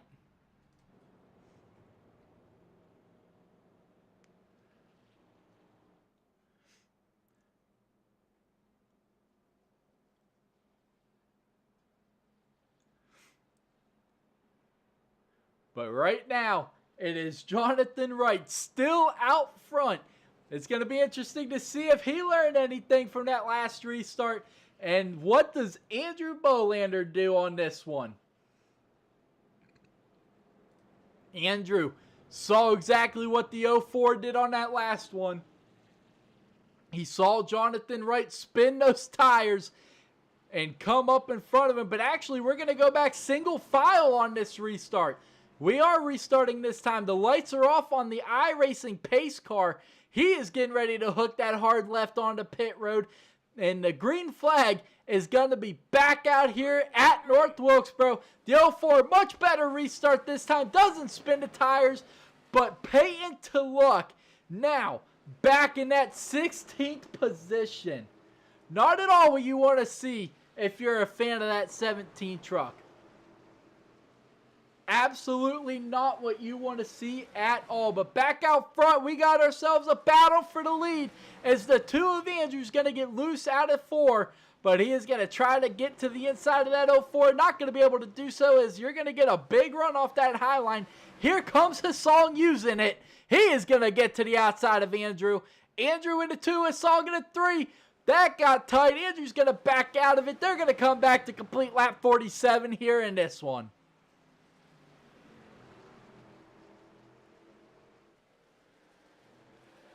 Big battles happening right now. J.D. Larson in that 6th position in the 18. You saw him get into the back of Babcock earlier to bring out, I believe, your 4th caution of the night. So if you're that 11 truck who's going to actually get the bumper again from the 18, that is about the worst thing you want to see, is that 18 coming in that hot towards your rear bumper. The 99 got it earlier, and the 11 just about got it that time. But hey, they're going to keep it rolling straight. They're going to keep it going, and we stay green here in this one. But Jeff Taylor, he started in 2nd. He has worked his way, or I'm sorry, he's actually fallen back to 5th. But here comes the 18 right back at him. The 11's going to get sideways coming out of 4. This track is hot. This track is slick. And here comes Matthew Erickson, your point standings leader and championship hopeful, up to 7th with a mirrorful of David Chandler in 8th. Here comes Stephen Bocock with Mitch Diamond on his outside back in 9th and 10th behind these guys. Here comes David Chandler. Has to hit the brakes pretty hard as Erickson's going to protect that inside line. That is a very aggressive move there by Erickson. I'm not saying I don't agree with it, but that was a very aggressive move as you got a championship on the line, buddy. One position ain't going to make a difference, so you got to pick your battles wisely here. 173 of you guys tuned in. Let's keep getting the views up, ladies and gentlemen. You guys have absolutely killed it all season long for the NEXXTCAR Racing League. You guys continue to get the views up. This league continues to grow on all platforms, on the official R9 YouTube channel, the R9 Twitch channel, and the R9 as Matthew Erickson's going to go around into 28. Your championship leader. Major implications for the 28 now as well. We stay green. The 28 lost it coming out of turn number 2. Now finds himself back in 16th. Major implications for the leader of the point series standings, the leader of the championship, the guy who had the most hands on the championship trophy, now has thrown it all away here and fallen back to 16th. The biggest thing he's got is Peyton Tulloch is not too far ahead of him in 14th. So even with that, Erickson right now still holding on to a 5-point championship battle lead as David Chandler's now losing positions into number 1. He's going to get sideways and almost wreck it coming out of turn 4. This track is hot. This track is slick. Let's get your weather up there on the screen, folks. You see it. It's actually cooling off, 93 degrees. But these drivers with the 8-mile-an-hour winds, it's very interesting here. It's a very fast but very slick track no matter what the temperature is. And these drivers are starting to feel it now. But Peyton Tulloch now up to 13th, just 4 points behind Ericsson in 16th. 4 points now the difference in your points series standings here in the final race of the season at North Wilkesboro. But let's get back out front as here comes Nicholas Trudeau in that 89. He has worked his way up to 3rd. He's now set his sights on 2nd and 1st, who are battling for the lead right in front of him. Robert Song in the 3 trying to catch up to the 04 of Jonathan Wright. John Turner now starting to fall back a little bit. That's the last thing that Ericsson wants to see, but it looks like Turner's going to be able to get it figured out, and he's going to be able to keep it going straight here. But it looked like he was losing a couple positions there. But back out front, Jonathan Wright and Robert Song continue to battle. And how about J.D. Larson has now worked his way up to 4th. Caution is out as Jimmy Emos, Nicholas Trudeau, several of the leaders involved in this one. This is what you want to see if you are Matthew Ericsson. You want to see that caution. Get back to being stacked up with the field. Because after your spin earlier, you have got to make up for it, buddy. But let's back it up and see what happened between Jimmy Emos and Nicholas Trudeau. Trudeau had just made his way up into that 3rd position about 2 laps prior. Coming down the front stretch into turn 1. Let's see what happens here. Hard on the brakes as Jimmy's just stopped in the middle of the racing groove. Let's back it up and see what exactly happens with Jimmy. Just loses it out of turn 4, pounds the inside wall, and then just does not hold the brake, comes up in front of the field, and around goes the 89, the 2 involved in this one as well. But Jimmy Emos is going to work his way to pit road as not green flag pit stops, but pit stops rather, have commenced here at North Wilkesboro. Robert Babcock is going to take over the lead with John Turner in 2nd. Matthew Ericsson, I was going to say, a little bit of a gamble there staying out on old tires, but now he is going to make his way to pit road. David Chandler is going to come to pit road as well. Jonathan Wright, he has already made his pit stop on lap 62. So Babcock and Turner both stay out though. So this is going to be interesting with these two. Old tires, 64 lap old tires. How do they hold up to the rest of this field? These guys are all going to be on fresh tires. It's going to be interesting. But Nicholas Trudeau is going to be back out in this one after using his 1 quick repair of the race. 64 laps in. You definitely don't want to use that quick repair this early, but he did not have a chance or a choice in this one. But right now, we're going to bring your attention to being scored 11th and 12th. But actually, Peyton's going to be falling back here as now he's making his way to pit lane. I was going to say they're going to be back to bumper as Ericsson and Tulloch were going to be scored 11th and 12th there for a little bit. But now Tulloch is making his way to pit road, and he is going to fall back to 13th. But Matthew Ericsson, the big benefactor in that one, taking full advantage. Remember, he had spun earlier on. Sorry about that. It popped up that Trudeau had wrecked, so we jumped to him real quick. But remember, Ericsson had wrecked early on. He lost it coming out of turn 2, was able to save it, didn't get any damage or anything, but lost a ton of positions. But he was able to, that caution came out at a great time for him, and we might be getting ready to go back racing here in this one, folks. Indeed we are. The lights are off on the pace car. He is getting ready to hook that hard left, It's going to be interesting. The 99 and the 29 making up that front row on 66 lap old tires. Green flag's going to be back out in the air here at North Wilkesboro. How aggressive does the 04 and the 3 get here on those fresh tires?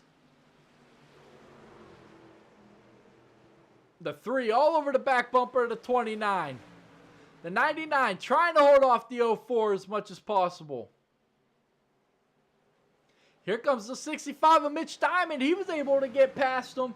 Remember, these guys did not pit. The last time Robert Babcock pitted was on lap 40. The last time John Turner pitted was lap 35. So they're on about coming on 30, 38 lap old tires. So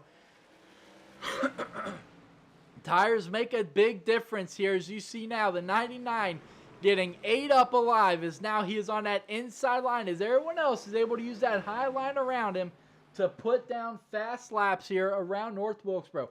But back out front, side-by-side battle between the 04 and the 65. Jonathan Wright's going to lead the way back to lap 70 here in this one, but they continue side-by-side here out of 2.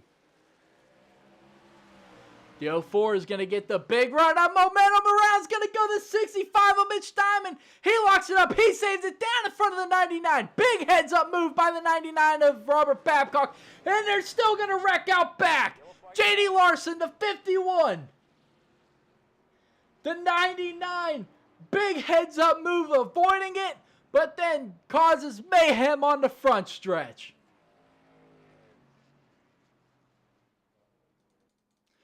Let's back it up and let's take a look at this one, folks. Big heads up move by the 99 to avoid it. To avoid the 65 sliding in front of him. As you can see, huge heads up move avoiding the 65. Coming back down the track, has to slam on the brakes. The 18 and 99 just... I don't think the 99 knew that the 29 was against the wall on the far outside. I don't think he had any idea that they were 4 wide there. Because if you watch that 99, he's coming up the track like it's only one guy on his outside, but that is not the case. Yeah, I don't think he realized they were 4 wide there. And Toby Kelsey just unfortunately a victim there in that one. But out front, Jonathan Wright is going to reclaim his ground at the front of the field here in this one. But how about the man in third right now? Steve Bocock, plus 10 positions in that number 12 Chevy. Absolutely loving what I am seeing out of that number 12 truck. Plus 10 positions. Most of the time, plus 10 would make him your biggest mover of the race, but he is not. Stephen Henning right behind him in 5th is your biggest mover of the race so far. But Steve Bocock, plus 10, up there in that 3rd position. Love to see it, buddy. Keep up the good work. He got one heck of a finish, a top 5 out of Lucas Oil Raceway last week. Can he continue that momentum here at North Wilkesboro? But right now, you see it. Tulloch in 10th. Erickson in 6th. Exactly what these two drivers... Well, let me rephrase that. Exactly what Erickson wants to see. He wants to continue to lead Peyton Tulloch around North Wilkesboro. Because as long as he is leading that 17 truck who's coming to pit road to maybe get a little more damage repaired on that 17... So as long as he's continuing to lead that 17 around the track, he is going to be your champion at the end of this race tonight. If the 17 is able to make the pass on him, well, then things get pretty dicey here at North Wilkesboro for the champion. But you see the 17 back on pit road once again here in this one. But back out front, Jonathan Wright continues to lead the field here in this one. Lights on that pace car should be going off this time. Peyton Tulloch still on pit road. Him and the 11 are just going to leave pit road in time to not go a lap down. Big heads up play by them. That's definitely something you've got to be mindful of, is do not go a lap down on pit road. We talked to Peyton in the pre-race. He said his biggest concern was not letting something small and preventable take this championship trophy out of his hands. Well, he had a big heads-up move there. But the 04 and the 3 starting side by side once again here in this one. The last time they did it, the 04 got major wheel spin, slid up in front of the 3, but green flag is going to be back out in the air here at North Wilkesboro. Much cleaner restart for the 04 this time. Mitch Diamond's going to try and make that outside line work around the outside of Steve Bocock, as they're going to be still side by side out back. Matthew Erickson, Stephen Henning. Matthew Erickson is going to try to get his way inside the top 5 for the first time tonight. Trying to use that highline momentum. He is going to get in front of that 64. He is now inside the top 5, and that is going to put almost all of the pressure on that number 17 truck of Peyton Tulloch, who has got major traffic in front of him. Jimmy Emo, stay down there, buddy. Watch out, Peyton. Watch out, Peyton. That got tight with the 38 right there, but Peyton's going to keep it going straight. But back out front, a battle heating up here between the 3 and the 04.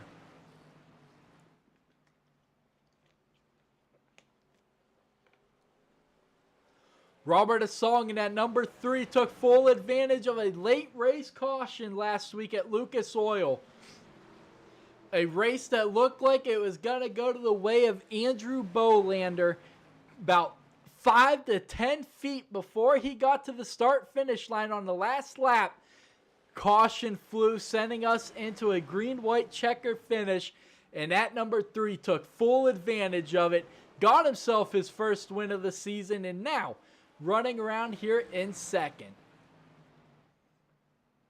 But right now you got Larson, Bolander, Emos, Babcock, Don Francisco, and Trudeau all laps down in this one. But Nick Trudeau, if another caution does come out, will find himself a lucky dog candidate in that Coca-Cola number 89 Chevy Silverado. But back out front, Jonathan Wright now getting a mirror full of that yellow and blue number 3 Chevy, heading into turn number 1 here. 83 out of 100 laps here, or I'm sorry, 200 laps here tonight. Side by side out back, John Turner and Matthew Erickson. Erickson trying to continue his rise through the standings. He is trying to get back inside the top 5, but John Turner is going to take over 5th. Matthew Erickson has got to pick his battles wisely. We talked about it early on. You know, all the pressure is off of that number 28. With Tulloch all the way back in 10th, Erickson up in 6th. All the pressure is on that number 17 truck. The 28 has absolutely no pressure right now. And even if Peyton does get to him and passes him, well, guess what? Peyton has got to win this race or finish 7 positions in front of Matthew. So, if that doesn't happen, there is absolutely no pressure on that 28 right now. So Matthew Erickson just needs to pick his battles wisely here and take them as they come. But remember, that 89 is a lap down as well. He is fighting for that Lucky Dog Award. He will get it, being the only guy 1 lap down. 12 trucks on the lead lap here in this one. But right now, back out front, we are still having ourselves one heck of a battle here for the lead between Jonathan Wright and Robert Asong. Let's jump inside the cockpit of this number 3 truck and see what exactly he sees on this lap here heading into turn 1. He's running about half a truck width lower than the 04 in turns 1 and 2. How about in 3 and 4? Yeah, about the same. Let's go ahead and get his dashboard up here for this lap. Up to 121 mile an hour down the front stretch, staying in 4th gear. You don't downshift all the way down into 77 mile an hour. On the back stretch, only up to 120 before he gets all the way down to 75 mile an hour. Cautions out once again here in this one.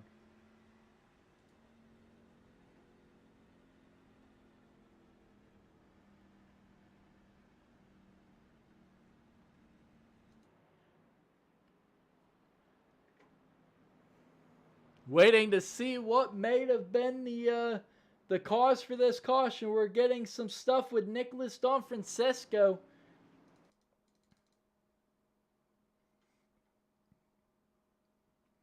It's popping up on the timing screen. Oh yeah, Oh, big wreck for the 48. Just loses it coming out of turn 2. Gets back to the gas a little too early and a little too hard. Great job avoiding that inside wall. Great job avoiding that inside wall. There goes the 18 by him, and that is apparently what brought out your caution.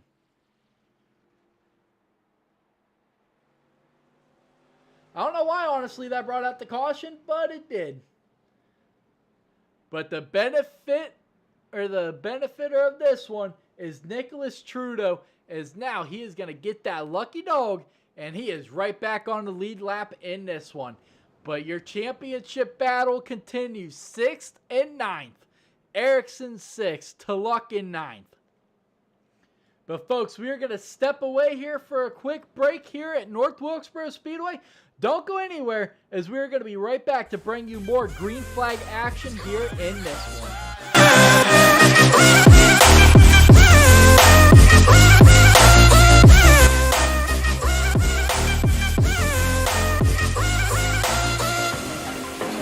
Trust what I'm given. My faith still needs a gun. Whose ammunition justifies the wrong? And I can't see from the backseat, so I'm asking from above. Can I trust what I'm given, even when it cuts? So heaven, if you sent us down, so we can build a playground for the sinners to play your saints. You'd be so proud of what we made. I hope you got some beds around, 'cause you're the only refuge now for every mother and every child, every brother that's caught in the crossfire. It's caught in the crossfire. It's caught in the crossfire.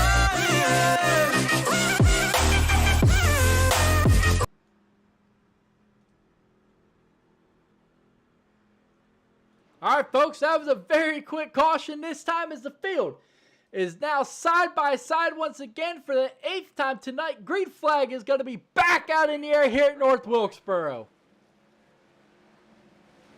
The 04 didn't spin the tires this time, but jumps immediately up to that high line. Big lock up by the 3. You saw the smoke a little bit out of that left side wheel well, that left front wheel well rather.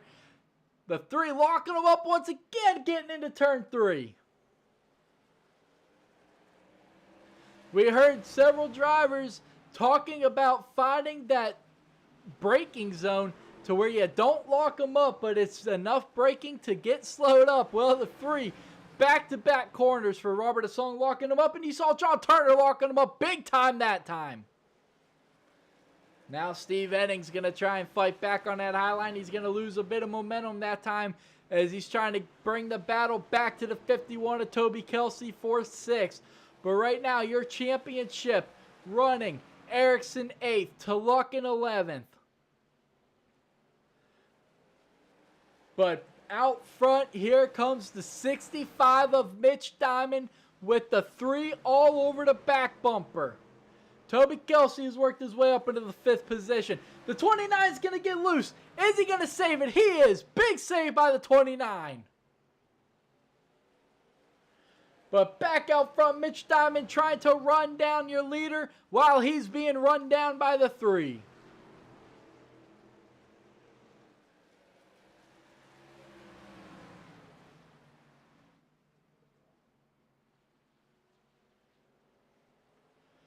Toby Kelsey's going to look to the inside of Robert Asong in the 3. Can he make it stick down there? He's going to get loose. Just when I asked if he was going to make it stick, he's going to get loose. He's going to get sideways. He's going to keep it out of the field as they're all going to pass by. Can he get it rolling before the yellow is thrown?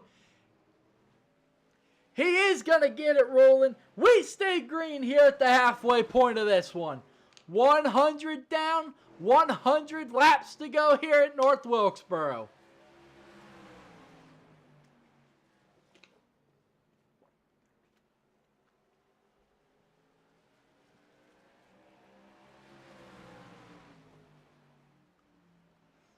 And now you see it, 8th and 9th. Ericsson to Luck. Here comes to Luck on the outside, trying to get around that 28. The 28 of Ericsson's going to slide up, try to take that line from him, try to prevent that 17 from getting to his outside. But here comes Peyton trying to really get the big arc and try to get the biggest run he can out of turn 4. Here he comes to the outside, powering his way to the high line.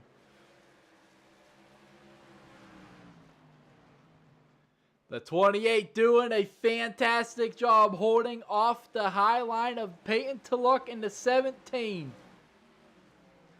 There's your championship battle, the 28 and the 17. Bumper to bumper, quarter panel to quarter panel. 17 inside, 28 outside. Your championship hopefuls side by side here on lap 105 coming through 3 and 4. Peyton inside, Matthew outside, Steve Henning in front of him in the 64.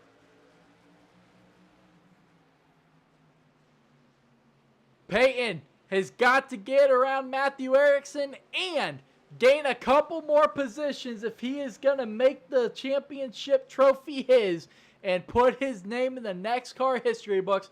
Steven Henning getting up out of the way. I'm sure Matthew Ericsson really appreciates it, but I can assure you that Peyton to Luck does not, because that is a point that... oh, watch out, championship leaders, as Nicholas Donfrancesco is going to go around. Caution's going to fly once again.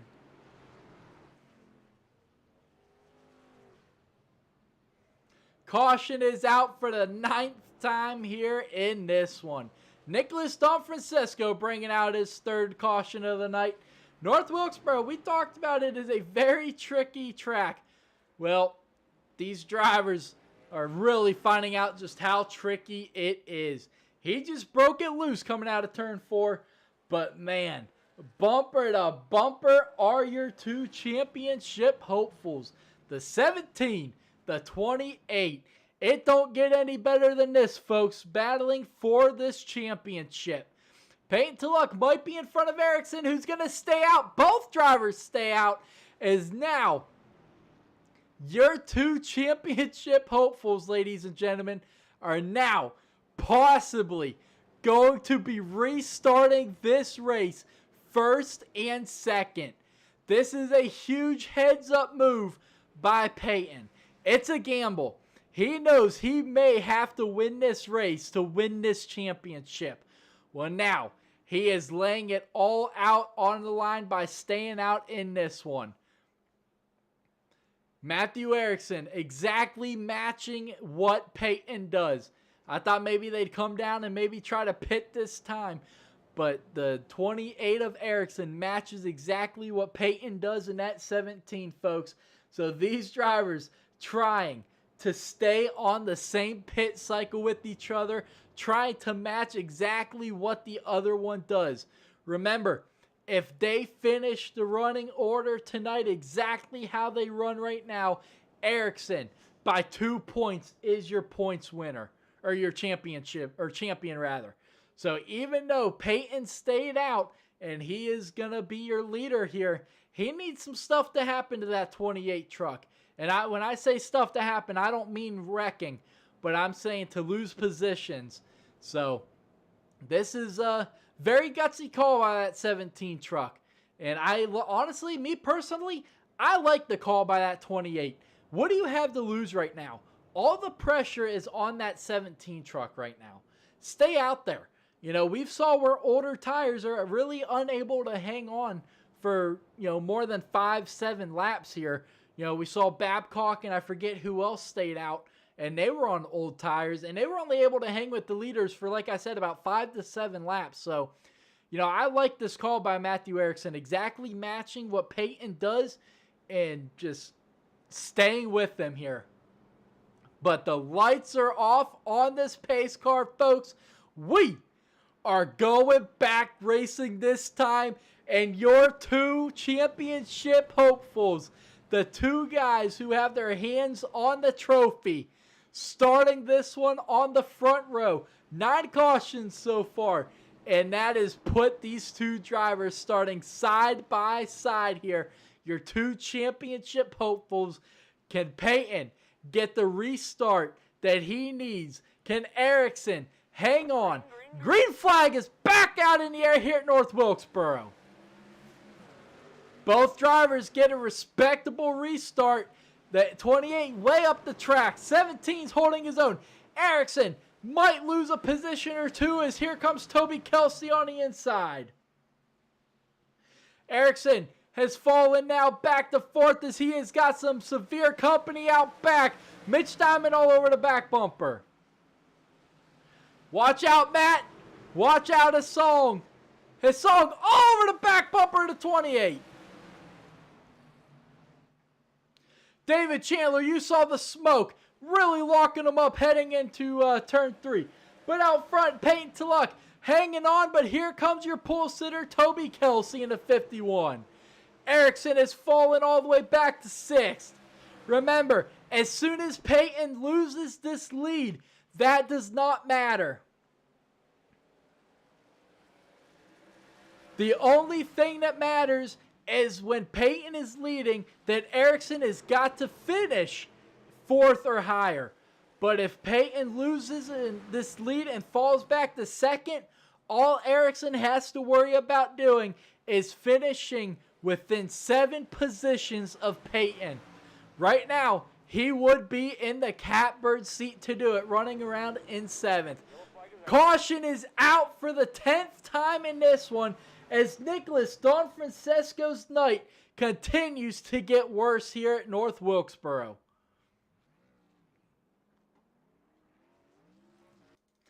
Let's back it up and see what happened.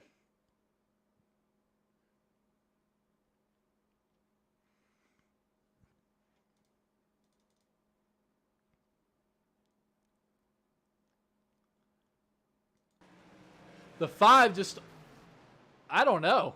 I don't know. It looked like the 48 was really slow coming out of turn 4.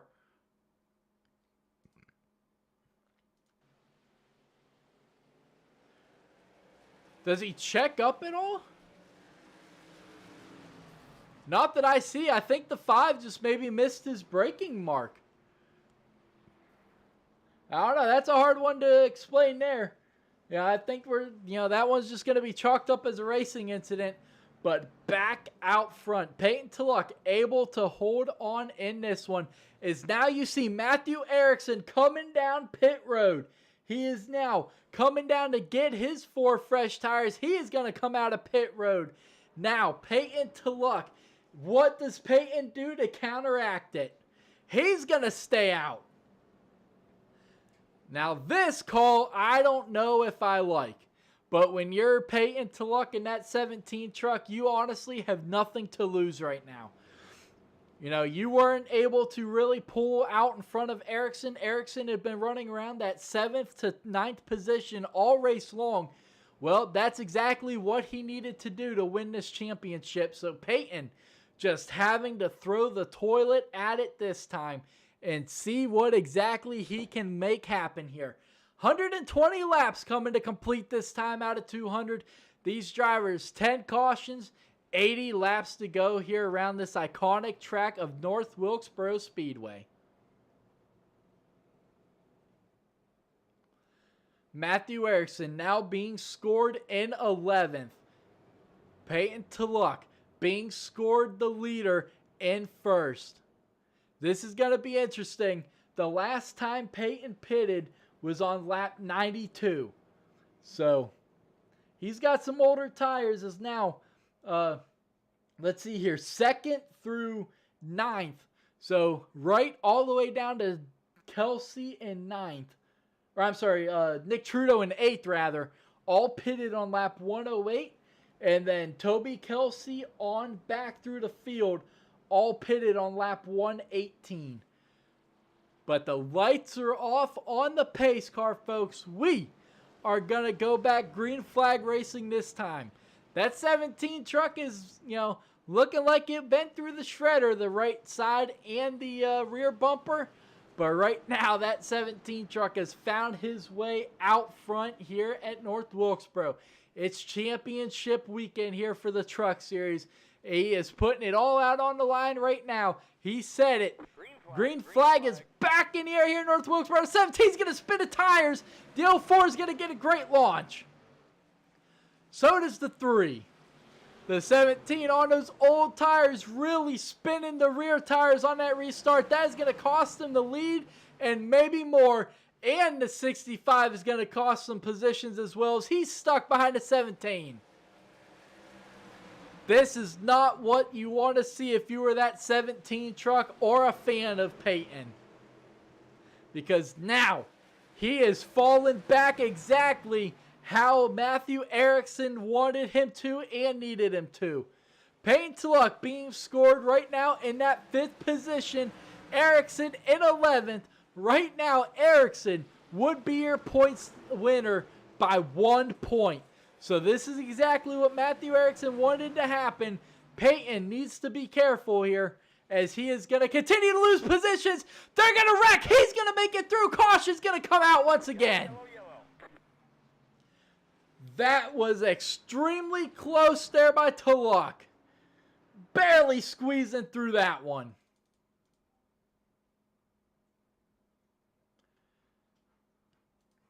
Who is that on the outside? The 65 and the 12. The 65, once again, like we've seen several guys doing, getting loose, heading into 3. Peyton, almost losing it all right there. Let's back it up here, and let's jump into this unique right rear. Whoa, hello.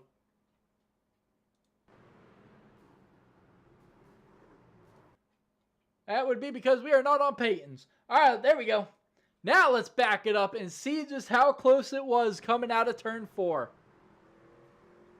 Man, that was too close for comfort right there, folks. Too close for comfort in that one. But Peyton Tulloch has made his way to pit road, now being scored in that 11th position. Maybe getting a little bit of damage fixed as well on that 17 truck.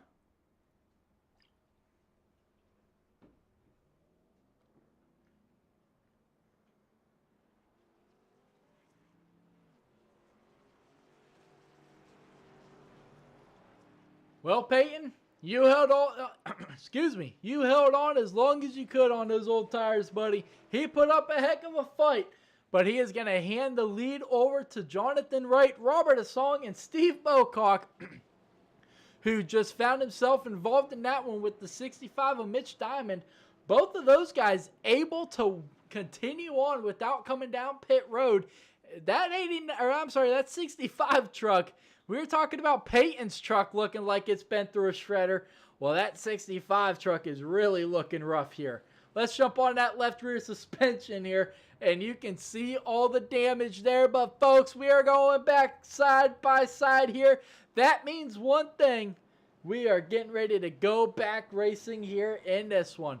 We're not going side by side, nor are we going back racing this time like I thought we would. 70 laps to go here in this one, folks. Here at North Wilkesboro, one of the most iconic tracks in the history of NASCAR. You know, back in the day, it posed its problems for the drivers.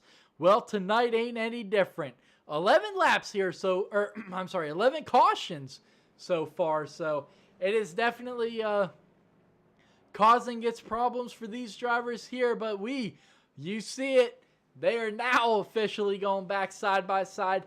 Erickson in 6th, Tulloch in 7th. They are now going to be bumper to bumper here in this one.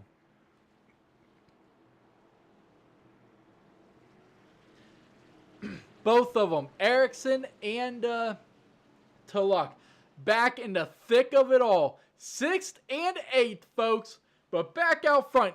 Green flag is going to be back out in the air here at North Wilkesboro. The 89 and Nick Trudeau working his way back up there. The last time he got up into third, he got taken out, and he's going to get taken out again. Big caution. Matthew Erickson involved, your championship leader. The 28 of Matthew Erickson, your championship leader, involved in this one. And we stay green.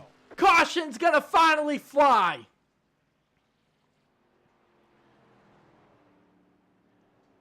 Matthew Erickson, major implications for that number 28. Involved in this one. It all started when the 12 tagged the 89.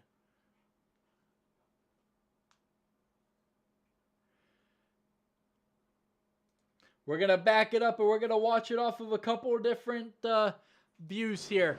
Right there, you see the 12 just push up, get into the left rear quarter panel to the 89. The 89 gets sideways to Luck. Great job of missing it. How does the 28 get spun here? I couldn't tell if he got on the brakes or if he got ran over from behind by Don Francesco.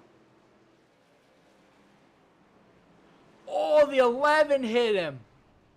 Jeff Taylor in the 11 just not able to get that truck woed up in time. And right into the back of your championship leader he goes. Major implications for your point standings leader.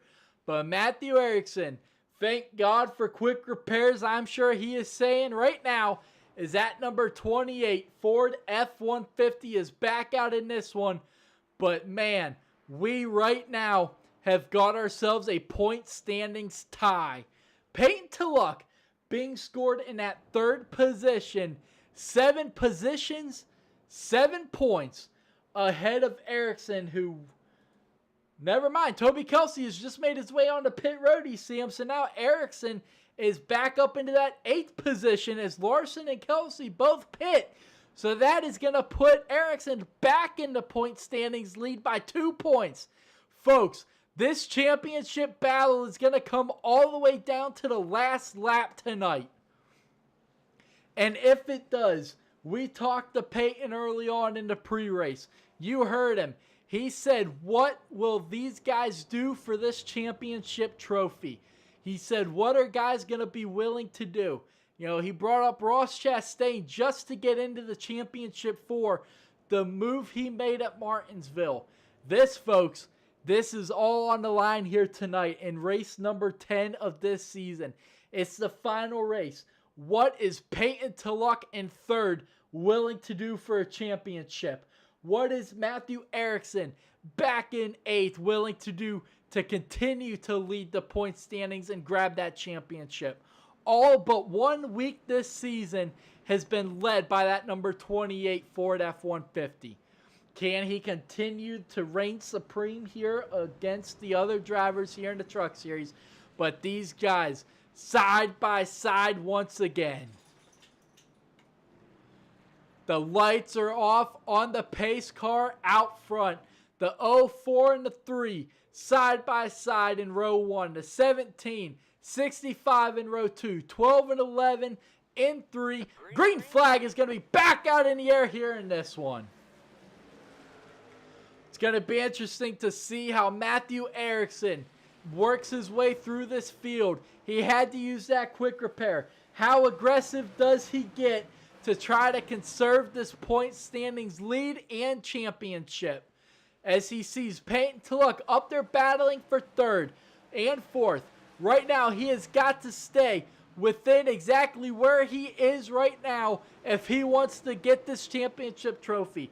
With Peyton Tulloch running in 3rd, Matthew Erickson has got to finish in 10th. Well, right now, he's doing exactly what he needs to do. He would get the championship by 2 points here, coming to complete lap 140 of 200 this time. Caution is out once again as Nicholas Don Francesco once again in that 45 or 48 goes around for the 13th caution of the night. Robert Babcock involved in this one, folks. The 48 just gets into the wall. Wild ride for that 99. We are going to jump inside the cockpit of this number 99 here and see exactly the ride he just took.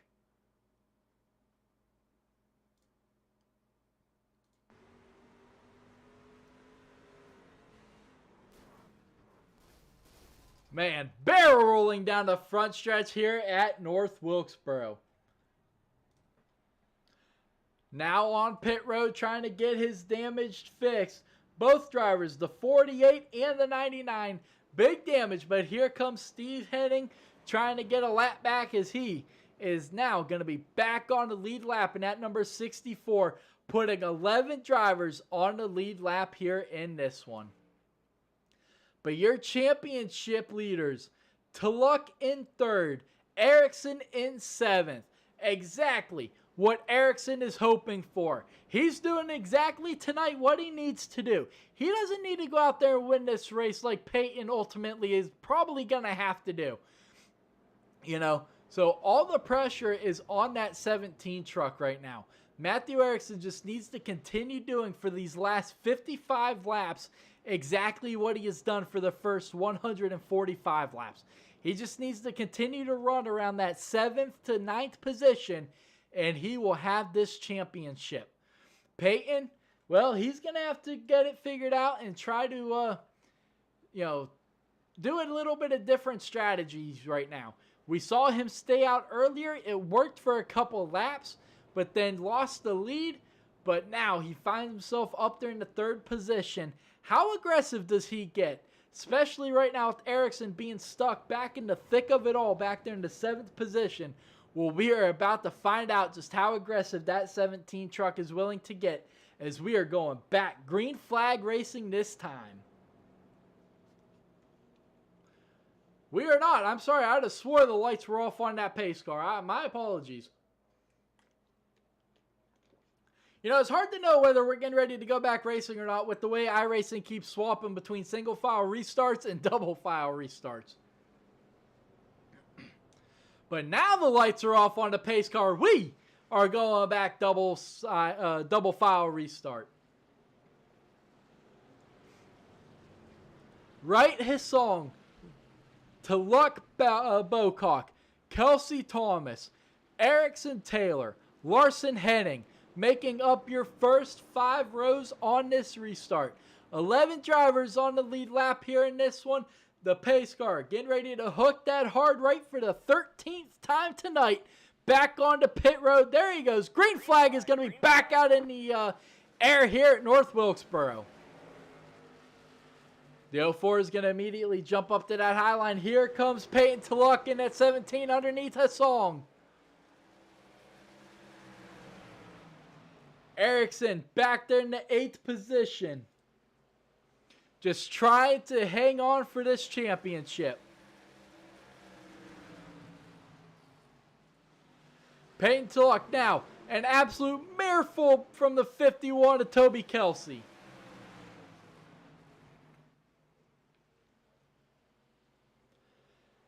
Kelsey really driving very conservatively with the 17, but now he's going to drive it down to the inside. The last time he went down there, he got loose through turns 1 and 2 and almost brought out a caution. He's going to keep it going straight this time, but Erickson now is falling back to 9th. He has got major traffic all around him. The 2 is a lap down still. Bolander's actually 2 laps down. He does have Larson behind him. Larson has wrecked Babcock and I think one other guy so far tonight. So the 28 has got to be mindful of that. But back out front, Jonathan Wright, Robert Asong, they're battling. Peyton Tulloch, Kelsey, they're battling. The top 4, you can throw a blanket over the top 4. And here comes Jeff Taylor trying to join them in the 11.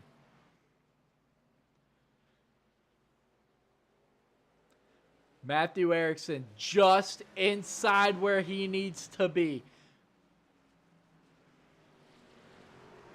Now trying to work his way past Christopher Thomas. Christopher Thomas got loose. He's going to keep it going straight. The 5 has blown his engine. Can he get back to pit road before the caution is thrown? As you see the smoke billowing out of the back of the 5, we stay green. Ericsson back up to 8th, but back out front. We got ourselves a nice battle between the top 3. Make that the top 4. Toby Kelsey, major implications on that 51. He is now falling back to the 7th position. And here comes Ericsson. All positions matter right now for the championship. The 3, big lockup heading into 3. That's going to allow the 17 of Payne to try to look to the inside. No way for him to get down on the inside. Here comes the 11 around the outside. Every position matters at this point.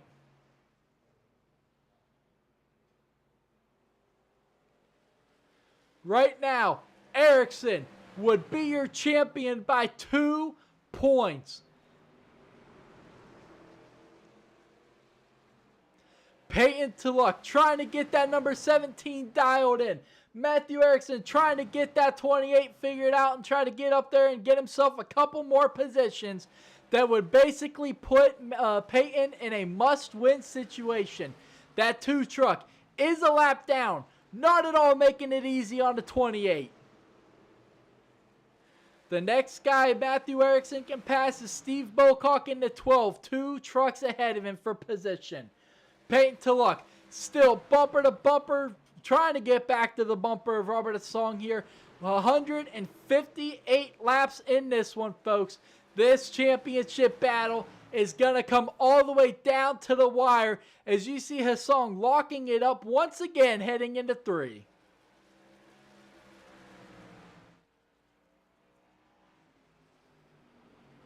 Here comes the 11 trying to look to the inside of Peyton in the 17.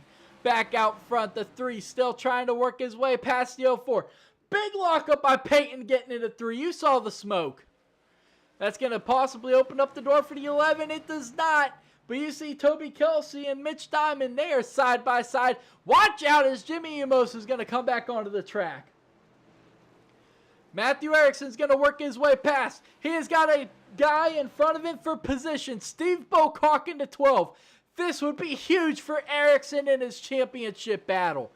Every position matters, as every position is a point, as that would allow Ericsson to help build himself a nice little cushion in this championship battle. He's going to get the position as Steve Bocock is going to go off the track. He's going to wreck it. That might just bring out the caution as he's going to be sitting still, and it is. Caution's going to fly for the 14th time. Steve Bocock's going to throw it into reverse. He is going to try to get it going once again. He will, but the caution flies for the 14th time tonight, just as Peyton Tulloch has fallen back to 4th. Matthew Ericsson has worked his way up to 7th, folks. These drivers, what do they do? The 28 and the 17. What do these drivers do in the championship battle? Do they pit? Do they stay out? That is the biggest question right now. The 17's pitting. Matthew Ericsson's pitting. Matching exactly what Peyton does is the 28 of Ericsson.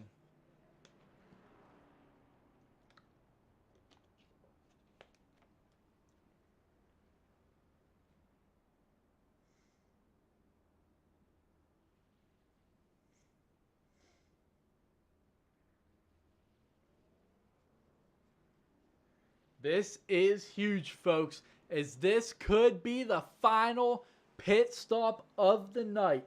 Right now, Matthew Ericsson being scored in the 8th position. Peyton Tulloch in the 6th position after pit stops. Now, 5 points separates your battle for the championship. That is 5 positions that Peyton Tulloch needs to find here in this one.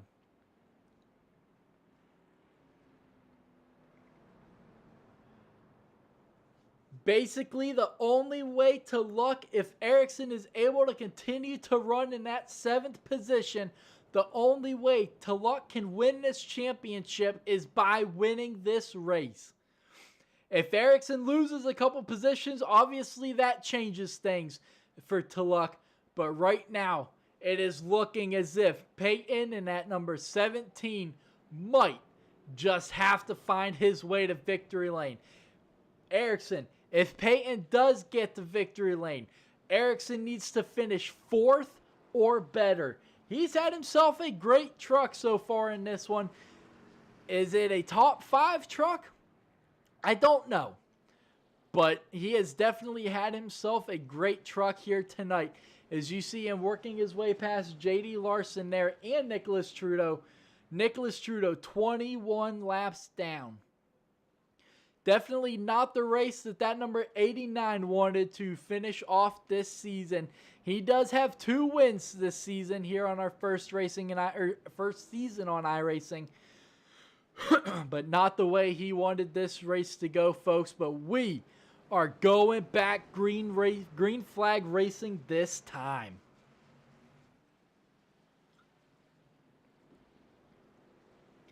Side-by-side restart means the 17 and the 28 back to bumper in this one.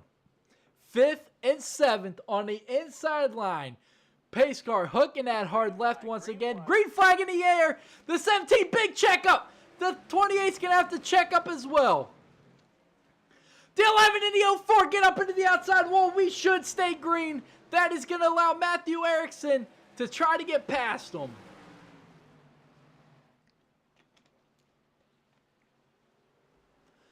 Peyton Tulloch now battling side by side for second with Mitch Diamond coming to 30 laps to go this time, folks.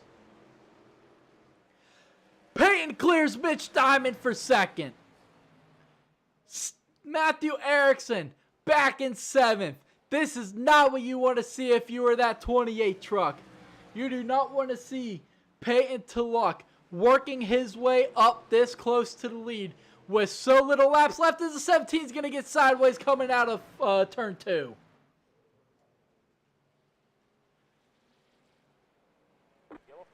Caution is out once again. Steve Bocock in the 12 going to bring out your 15th caution of the night.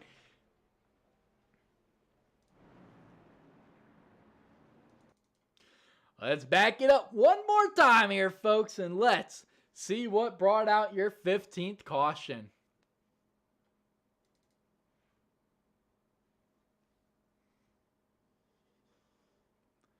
Just once again, losing it off of turn 4. This has been a troublesome corner for a lot of these guys tonight, and those troubles continue here in this one. But right now, your championship battle coming down to the line. Ericsson has now worked his way up into 6th. Exactly what you want to see if you are a fan of that number 28 truck. He needs to get a couple more positions if Peyton is able to get up there and get this victory. He is starting in 2nd here on this restart. This is the closest Peyton has been besides leading on old tires. This is the closest Peyton has been to finding his way to victory lane and ultimately to the championship trophy tonight.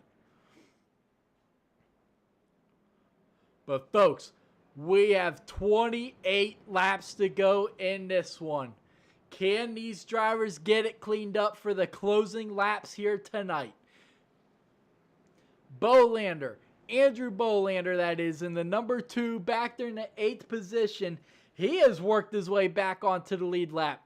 Not too long ago, he was being scored 2 laps down in that number 2. But now he has worked his way back up there in that number tied Chevy Silverado. Robert Asson coming in hot off of that first win last week at Lucas Oil Raceway at IRP. Coming into this one, hot off that win, now leads these drivers coming to 25 laps to go this time. Peyton Tulloch, championship on the line. At this junction, at this point in the junction, he has got to win the race. Ericsson back in 6th. Not enough points between those two for Luck to win it based off position. He has got to find his way up to the win, especially with only 8 drivers on the lead lap. If Peyton does not win and Matthew Ericsson finishes in 8th and Peyton finishes in 2nd, well, Matthew Ericsson will get the championship by 1 point. So it's all coming down to the wire here in this one, folks. And what is a better race to end it all than the iconic North Wilkesboro Speedway? 25 laps to go when the green flag waves this time. Through 3 and 4 for the, once again here, under caution, pace car for the 15th time, hooking that hard left back onto pit road. Green flag back in the air. That's going to be interesting to see how iRacing decides on that restart. Did the 17 jump the restart? It is going to be interesting how that one is scored via iRacing, as Matthew Ericsson now finds himself in the big traffic jam in front of him. Oh, the 04 to 58. Watch out. Here comes 18. He's going to take out a 12. Caution's probably going to fly again. No, we stay green.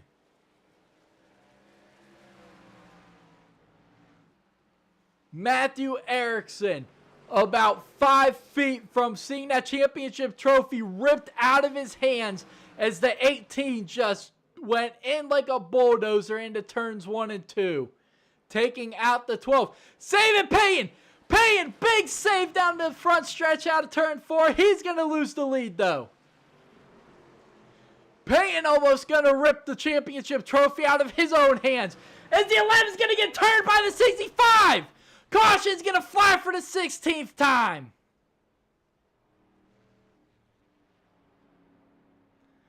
Unbelievable.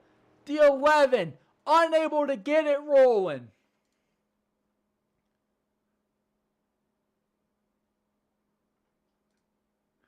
I don't know if the 11 knew the 04 was on his outside or what. I don't know. The 11 came up, the 04 came down. I don't know. A little bit of a racing incident, I guess, right there. But the 11 of Jeff Taylor was definitely having himself a good race.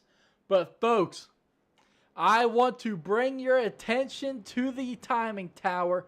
20 laps to go. But we might just have ourselves an issue on hand.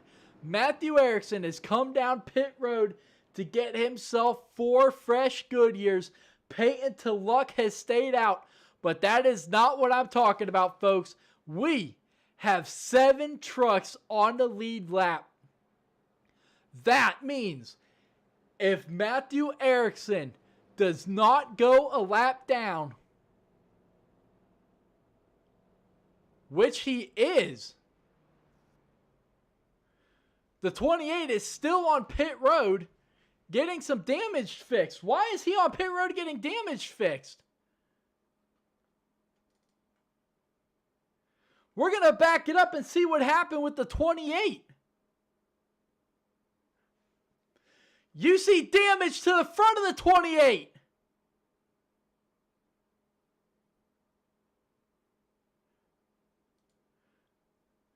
Major implications for the 28.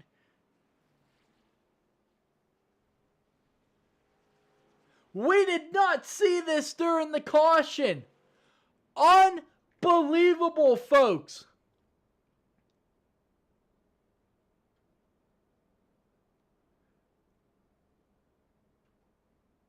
This is unbelievable.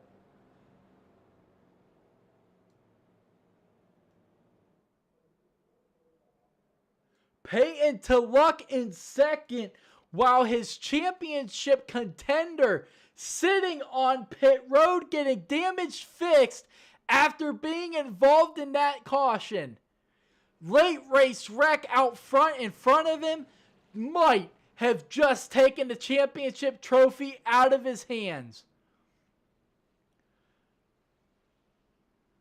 I don't know if Nick Trudeau is going to be able to pass him or not, but Peyton Tulloch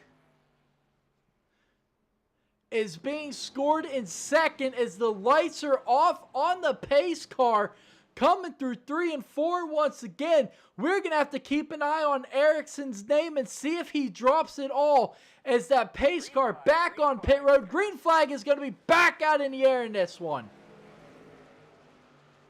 Here comes Toby Kelsey in the 51, but we're going to have to keep an eye on Ericsson. Does he lose any positions in this one? If Tulloch does not win and Ericsson stays exactly where he is, well, we might have ourselves a tie in this one, folks. As you see, Toby Kelsey, Jimmy Emos comes up. Toby Kelsey into the 17. Jimmy Emos just about rips the championship trophy out of the 17's hands. We talked about it with Peyton, how the exit of pit road was going to be huge and guys needed to pay attention. Well, Jimmy Emos strikes again and just about takes the championship trophy out of the hand of the 17 truck.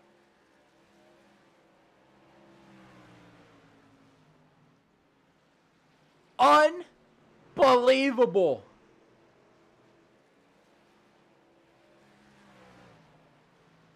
Thirteen laps to go here, folks, at North Wilkesboro. Peyton Tulloch being scored 4th.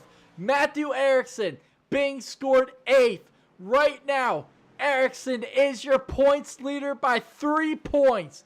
That is it. Just 3 points is going to give the championship trophy to Ericsson as they run right now. But like I said, this is going to be interesting to see just how far down does Ericsson fall. Is Trudeau 21 laps down going to be able to pass Ericsson? If Taylor and Wright get their damage fixed before Ericsson does, are they going to be able to pass him? Is Ericsson going to be able to hang on to the championship while sitting on pit road watching from the pit box? 10 laps to go here in North Wilkesboro and in the first season on iRacing for the NEXXTCAR Racing League. 9 to go. Bolander and Kelsey side by side for second. Kelsey's going to push up. Big save by the 51. Peyton Tulloch kind of in an island all by himself right now in 4th. A second behind 3rd. 3.5 in front of Mitch Diamond for 2nd. He wants to see exactly what he sees out front, though. The 2 and the 51 battling, because that is going to open up the door for Tulloch to get up there and possibly get himself some positions, as all Ericsson is able to do in the 28 is sit and watch on as he sees his championship contender battle out there for positions. But the 2 and the 51 continue to be side by side. 6 laps to go in this one, folks. Ericsson, does he have enough laps completed to not lose another position? Can Peyton Tulloch possibly gain himself another position or 2 in this one to really make it interesting? The 51's going to get loose out of 4. 5 to go. Robert Asong trying to go back-to-back after winning at Lucas Oil Raceway last week, in a green-white checker shootout with Bolander. 4 laps to settle it all here, folks. 4 laps left in this one. This season has been absolutely unbelievable. The racing has been great, even though at times like tonight, we have had a ton of cautions. But these drivers continue to put on shows. 3 laps to go. Ericsson still holding on to 8th. As Payne Tulloch's going to go around out back. He's going to spin it down the backstretch. Caution's going to fly.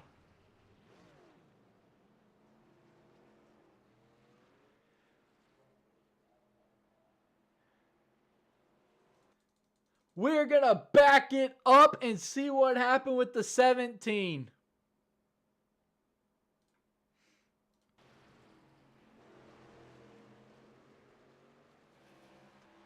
Looks like he just got back to the gas a little too early.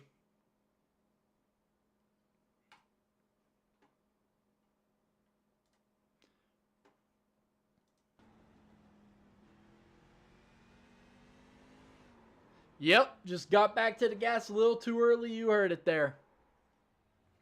But a great job not hitting anything, as he is going to be able to continue on here. I don't know if he's going to have any sets of tires, but folks, this is not what Matthew Erickson wanted to see. Was another caution. As now you see Nick Trudeau worked his way up to 9th here. Still 21 laps down, but he is now right behind Matthew Erickson on the ticker, who continues to sit on pit road, and all he can do is watch on.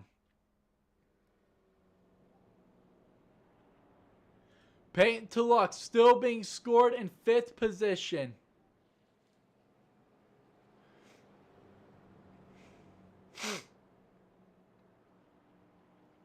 How aggressive is that 17 truck gonna get on this restart? With Erickson in 8th, possibly about to fall back to 9th, Payton Tulloch needs to finish 2nd. He needs to finish 2nd or win, and then he will be your Season 1 champion.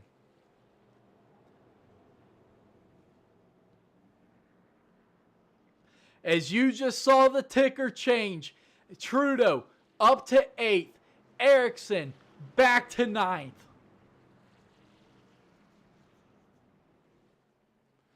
That means Tulloch has got to finish 2nd or higher.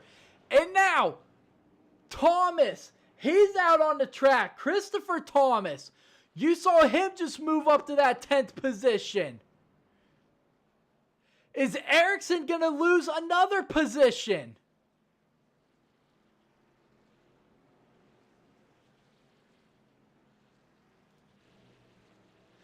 Folks, we are going to have ourselves once again a green-white checker in this one.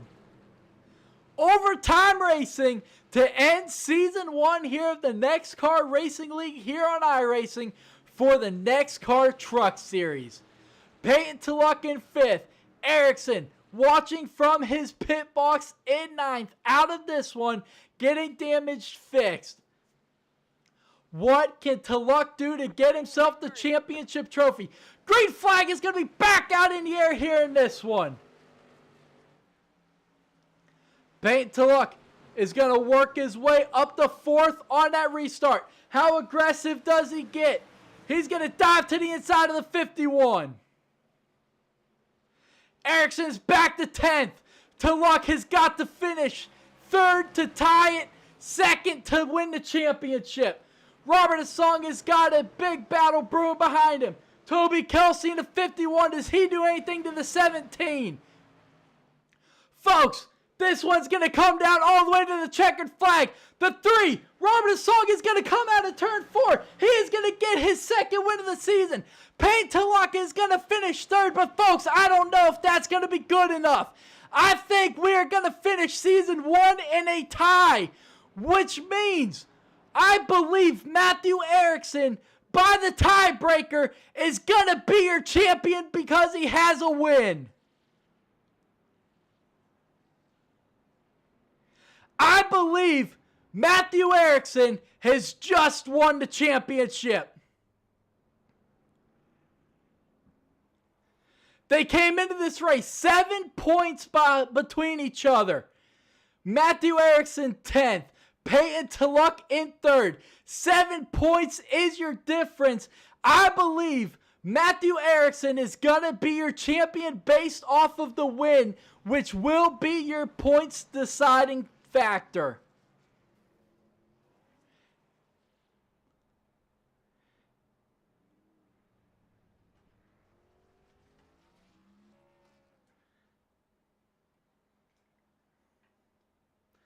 We're going to have to wait for official word here, folks.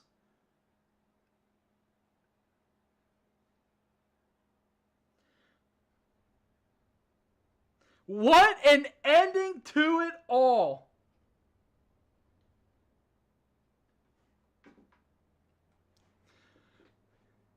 Matthew Erickson is your championship winner.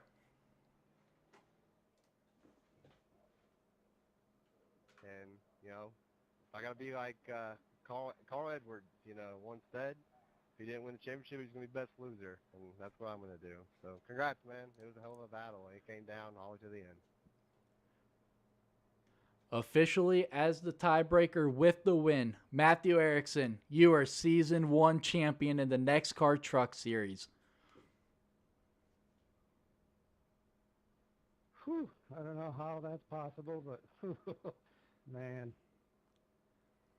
I will catch you guys in the hangout. What a way to end it all here at North Wilkesboro, folks. I am speechless. Absolutely speechless, folks. Let's get your race results up. Robert Assault going back to back to end the season off. Andrew Bolander second. Peyton Tullock in third. Just not enough. As Toby Kelsey finishes fourth, Mitch Diamond fifth, J.D. Larson sixth, Steve Bocock seventh, Nicholas Trudeau in eighth, Christopher Thomas ninth, and Matthew Erickson, your Season 1 champion by tiebreaker of the win at Daytona, finishes in 10th, just enough to get himself the championship. Jonathan Wright in 11th, Jeff Taylor 12th, Jimmy Emos 13th, Stephen Henning 14th, John Turner 15th, Nicholas Don Francisco 16th, David Chandler 17th, Robert Babcock is going to be 18th. What a way to end this season, ladies and gentlemen. There is no other way that I would have loved this season to end. That was unpredictable, folks. Absolutely unpredictable, absolutely unbelievable finish. But we will catch you guys for post-race interviews here in a second. Don't go anywhere, because this is what we race for 10 races for this season for. Don't go anywhere. We are going to be right back. That's the only way I know, feeling low, about to blow back up. Here I never let the doubt creep in. Gotta pop a couple more aspirin. I don't think I'll ever let you in. Easier to break it off as friends. I don't really understand myself. I don't really understand, need help. I don't wanna be left on the shelf. Couldn't even hear me if I yelled. It's so cold outside. I'm alone, I'm alright. It's so cold outside. I'm alone, I'm alright. It's so cold.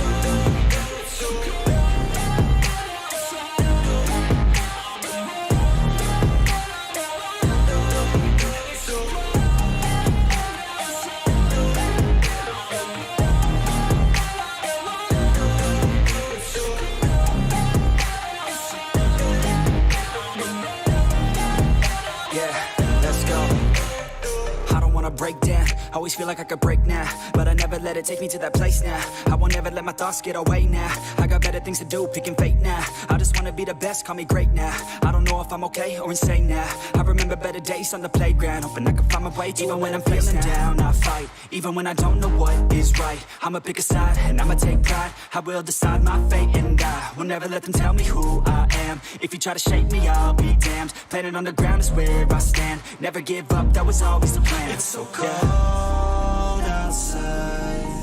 I'm alone, I'm alright.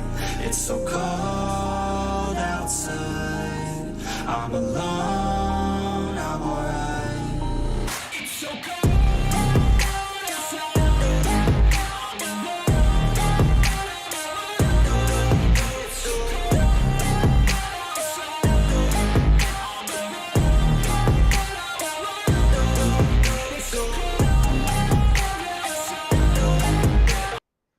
All right, folks, welcome back here to post-race interviews here from North Wilkesboro Speedway. Starting it off with your race winner here, Robert Hassong. What is going on, buddy? Oh, not a whole lot. Man, how did you survive this race tonight? Well, it seemed like almost everybody ran into issues at some point. Really, it was honestly about just staying up front and staying ahead of all the wrecks. Really, it's same thing as last week.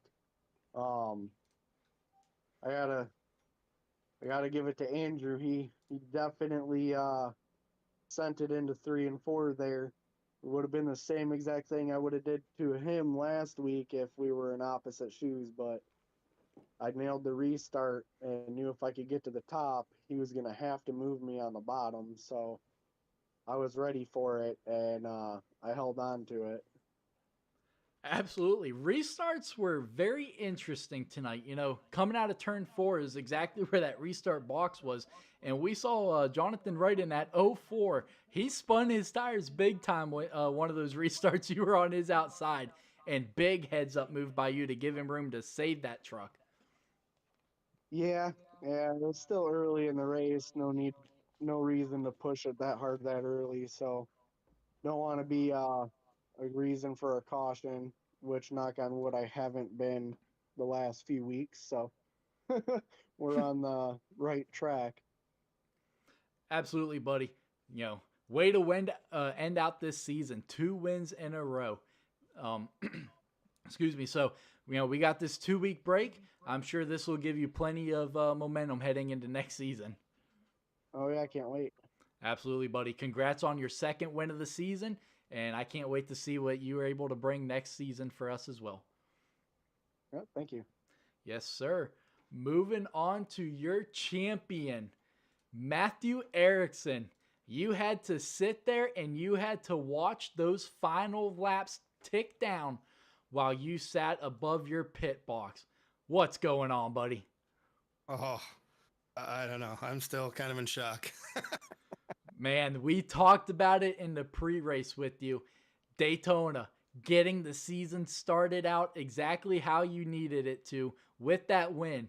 And who would have thought that was the deciding factor here tonight? I never would have guessed it. I mean, I was trying to hold my own and keep an eye on Peyton. I think Peyton had trouble early on in the race, and he pitted quite a bit. So as long as I was ahead of him, I wasn't pushing anything too hard. And tables kind of flipped in there with 20 to go.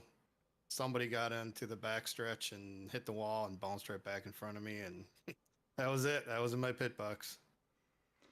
Yeah, no, I couldn't believe it. I saw you sitting there on pit road. I didn't even see it on the broadcast. I saw the first half of the wreck, but I didn't see what transpired down there in turns 3 and 4. And then it showed up that you were sitting on pit road and you went down a lap. And I was like, what is he doing? So I backed it up. I saw that happen to you. And, I'm sure I thought exactly how you did. Well, there goes your championship night. But, man, Peyton put up one heck of a fight tonight. I mean, this is the first time in NEXXTCAR history we have ever had anyone tie for the championship. So not only do you write yourself your name in the history books for being the first iRacing champion, but you guys write your name in the history books for the first ever tie for the championship. So you guys put on one heck of a season, and tonight just capped it off with this tie. Yeah, no, it was a fun season. I loved racing in it. Everybody's really cool. Everybody's good drivers. We learned quite a bit from the first race to now. I'm just looking forward to next season. Everybody's kind of matured and knows what to expect and how people race. So I'm looking forward to next season. And, I just want to give a shout out to you guys, you and Nick, for putting this thing on. Shout out to Peyton for one hell of a points battle race all the way down to the last lap. And obviously shout out to my wife. She's the one that supports me for doing this and sitting in here hours at a night racing. So it's been a blast. I appreciate it. Absolutely, buddy. Well, we appreciate you in the league, and we appreciate everything you do for the paint schemes and everything. And congrats on that championship, buddy. I'm sure you're going to party on tonight. Yeah. But moving on to the man that seemed like he had done everything right to get this championship trophy, Peyton Tulloch. Man, this is about as close as it gets. Yeah, Ronnie. I'm trying not to sound depressed, but that one stings. When Matt had his issue and got wrecked out, like I even came over the radio and I was actually upset. I mean, that's not how I wanted to win. And I try to tell him like, it's not over. But I wanted a hard fight to the end, and happened to watch him sit on pit road was not how I wanted that to end. So that was unfortunate, but man, I mean, I gave it all I had tonight. Early in the race, got caught in an incident, nothing of my doing, nowhere I could go, and it destroyed the truck. But I knew I had to save that fast repair. So all night long, so many stops of pitting, fixing damage, beating the pace car by a split second, just trying to fix the truck as much as possible, and get some track position. I talked to you in our pre-race interview, and I said, pressure was huge. I needed to run well and run ahead of Matt to make sure he had a little pressure. And with that first incident, all that pressure went away. There was no pressure on him, like you said, really for a majority of the race. But I clawed and I fought as hard as I could all race long. Eventually, finally made it to the front, and just a racing incident gave us damage, and it was on from there. I tried everything I could. I even spun it trying to catch up there. And when I look back on it, like I said, Carl Edwards, when he lost the championship to my favorite driver all time, he said, if he didn't win, he's gonna be the best loser, and that's gonna be me. I'm gonna be the best loser, and this one's gonna sting. This one's gonna linger for a long time, but it's gonna, drive me for next season, and you know, I'll be back next season, and you better believe I'm gonna be hungry. I didn't get a win this year, and I'm gonna get a tiebreaker, a loss in the championship. Yeah, talk about being driven next year. So watch out, everybody. I'm ready. Absolutely. And, that egg in the win column is obviously the ultimate deciding factor of, Matthew getting the championship or you getting it. So, yeah, we talked about it this season, multiple winners. No one has broken away from the rest of the field in terms of wins. So wins are very important. And yeah, ultimately that's what it came down to, and I can't believe how this was the most fitting ending to this season for the Truck Series. The magical moments that we have seen all season long, and we end it with the first ever points tie in NEXXTCAR history. Yeah, I mean, obviously, I'd much rather be on the other side of it, but it's a really cool moment. I mean, first tie ever in NEXXTCAR history. That's crazy. I mean, we went 10 races. What are the odds we did at the exact same points? It's unbelievable, right? It's unbelievable. Absolutely. But yeah, like you said, this one's going to sting for a while, but don't let it get you down too hard, because in 2 weeks, we kick off the new season. Like I said, I'm going to be ready for it. We still got a race tomorrow, and I mean, I'm going to try to get at least one win or something this year tomorrow. We'll see. But next season, like I said, I am more driven than I've ever been driven in my entire life for this next season now. I am so ready to get going and prove that I can do this. I feel like that, man. This is tough. I don't know what to say. I'm so flustered right now. Man, dang it, man. Good season. Absolutely, buddy. Moving on to your third points in the standings, Andrew Bolander. What's up, buddy? What up? Well, you're one of the guys when we made the transition to iRacing from Heat. You weren't sure if you were going to make that transition or not, but here you are grabbing third in the Truck Series standings. How does that feel?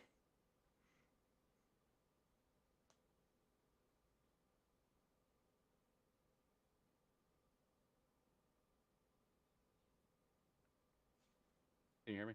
No, now I can. Okay, but third sucks, but could be worse.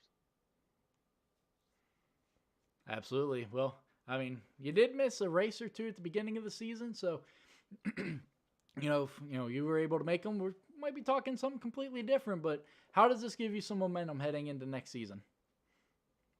It gives me a huge amount of momentum finishing second 2 weeks in a row, I think. Yep. But To the same guy. yeah, the same guy. but he did a good job tonight, and it's gonna be a lot of fun next season. And good job, Erickson, and can't believe I'm gonna say this, but 10. They Absolutely. did great this year, and we'll be there next year. We'll be fighting for it. Absolutely, buddy. Congrats on that 3rd place finish. Thank you. And moving on down to Nick Trudeau. That's going to be the last guy we talk to, as it is getting pretty late here. Nick, first ever tie here in the championship. Yeah, that's pretty wild. 10 races, and you go through a whole season, and to end up with a tie and have a tiebreaker with Matt having the one win at a play track where it's anyone's race is nuts. He could have easily not had that win and them still be tied up and somehow, and we'd be talking about maybe going off of top 5s or top 10s or whatever it might have been. So yeah, to go through all that a whole season and to move over to iRacing and the first season ending up the way it did is pretty spectacular. I just got to thank every single person that joined our first season on iRacing. It's been a great season, and glad to have you all a part of this. And I'm looking forward to season 2, and gaining a few more guys, and growing this thing to something great and something that everyone wants to be a part of. Oh, absolutely. It's been awesome to see just how NEXXTCAR has grown, especially now us being on iRacing. I think when we started this league, we were maybe 10, 11 guys. Now we're at 40 some guys. So it has been awesome to watch this league grow season after season, and then just really step its, into the next step here with the iRacing. And yeah, the racing has improved significantly, and the camaraderie has honestly improved. The season may have started out a little rough, between guys, but a couple races in, everybody got each other figured out. Everybody got each other's racing style figured out. And I mean, I couldn't think of a better group of guys to get this first season under our belt on iRacing. Yeah, no, definitely. It definitely had its ups and downs, and some tracks, Daytona was a rough one, with race control issues and just figuring everyone out. And then, you go to Auto Club and you have a great race there, a bigger track and more lanes to run. And then you go to some of the shorter tracks and there's beating and banging and people getting pissed off, but that's just short track racing. And with us, we're not professionals. We do this shit for fun. So you take it seriously because you invest your time and your money into this, but at the same time, it is fun. We get on every weekend and we just try to have a good time and, race our ass off and try to shoot for wins and championships. And for us to be where we're at now from where we started on heat, maybe 10, 12 guys on cup cars, and then going to Xfinity or truck, and growing that to 20 something guys on each series. And and then you come over here and the amount of people we had on board right away. We had, I think, 25 people on truck and cup. And we cut majority of the guys. It's been around 15, 20 guys every week. So I can't say thank you enough to everyone that's come on board and supported the league. And I'm looking to keep growing and do some more things. And I wanted everyone to enjoy it. So that's our main goal. Absolutely. Yes, sir. Well, ladies and gentlemen, what a season we have just closed the chapter on. Before the season started, Season 1 here on iRacing brought so much hype and excitement to the league. Well, these drivers did not disappoint. All season long, they gave everything they had to put themselves in the best position possible to lift the championship trophy at the end of it. This season was full of magical moments, moments that will live on forever in the NEXXTCAR history book. But at the end of the night, after the track lights have been shut off, the sparks are done flying, the tempers have calmed down, we find ourselves looking forward to next season. A season that is going to bring on a new set of challenges for these drivers. But for now, all that matters is the success that Matthew Erickson has brought upon himself. What a season it truly was. From the drop of the green flag at Daytona all the way to the checkered flag here tonight at North Wilkesboro. And to think, we are just lucky enough to witness it all. The saying all good things must come to an end is always true, especially in racing. A season must end even when it's been as great of a season as we just had. Seasons can only have so many races and so many battles, even when it seems like the battles must go on forever. But those battles and rivalries will be renewed next season. And for some, they will be carried out in new cars at new tracks. The start of Season 2 will be just after the new year, but right now that seems so far away. To the fans and viewers, thank you to everyone who tuned in and welcomed NEXXTCAR into your homes each and every Sunday night to sit there and witness what these drivers bring to the table. It has been my honor to bring you guys the action every Sunday. I hope you enjoyed the show just as much as I enjoyed bringing it to you. If it wasn't for you guys tuning in and the incredible racing these drivers put on, well, there just wouldn't be any reason for me to sit here for 2 hours and bring it all to you guys. But you, the fans, make it all worthwhile. NEXXTCAR would be nothing without you guys. Thank you. To the drivers, what an incredible show you guys put on all season long. Sure, there was definitely some growing pains in the cockpits of every truck and on the administrative side of things, but it was amazing to see each and every one of you guys improve as each race went on. Thank you for putting on the shows that you did each and every week. If it wasn't for y'all, then I wouldn't be doing the booth broadcast and we wouldn't be bringing in the 100+ viewers every Sunday night that we do. You guys truly are the backbone of NEXXTCAR, and I can't wait to see you guys battle it out in Season 2. Couldn't imagine a better group of drivers to kickstart this new era of NEXXTCAR with. Y'all have been absolutely amazing. Thank you to each and every one of you guys. And with that, Season 1 of the NEXXTCAR Racing League on iRacing has come to an end for the Truck Series. This is Ronnie, signing off one final time from the booth this season. Thank you, Merry Christmas, Happy New Year's, and good night.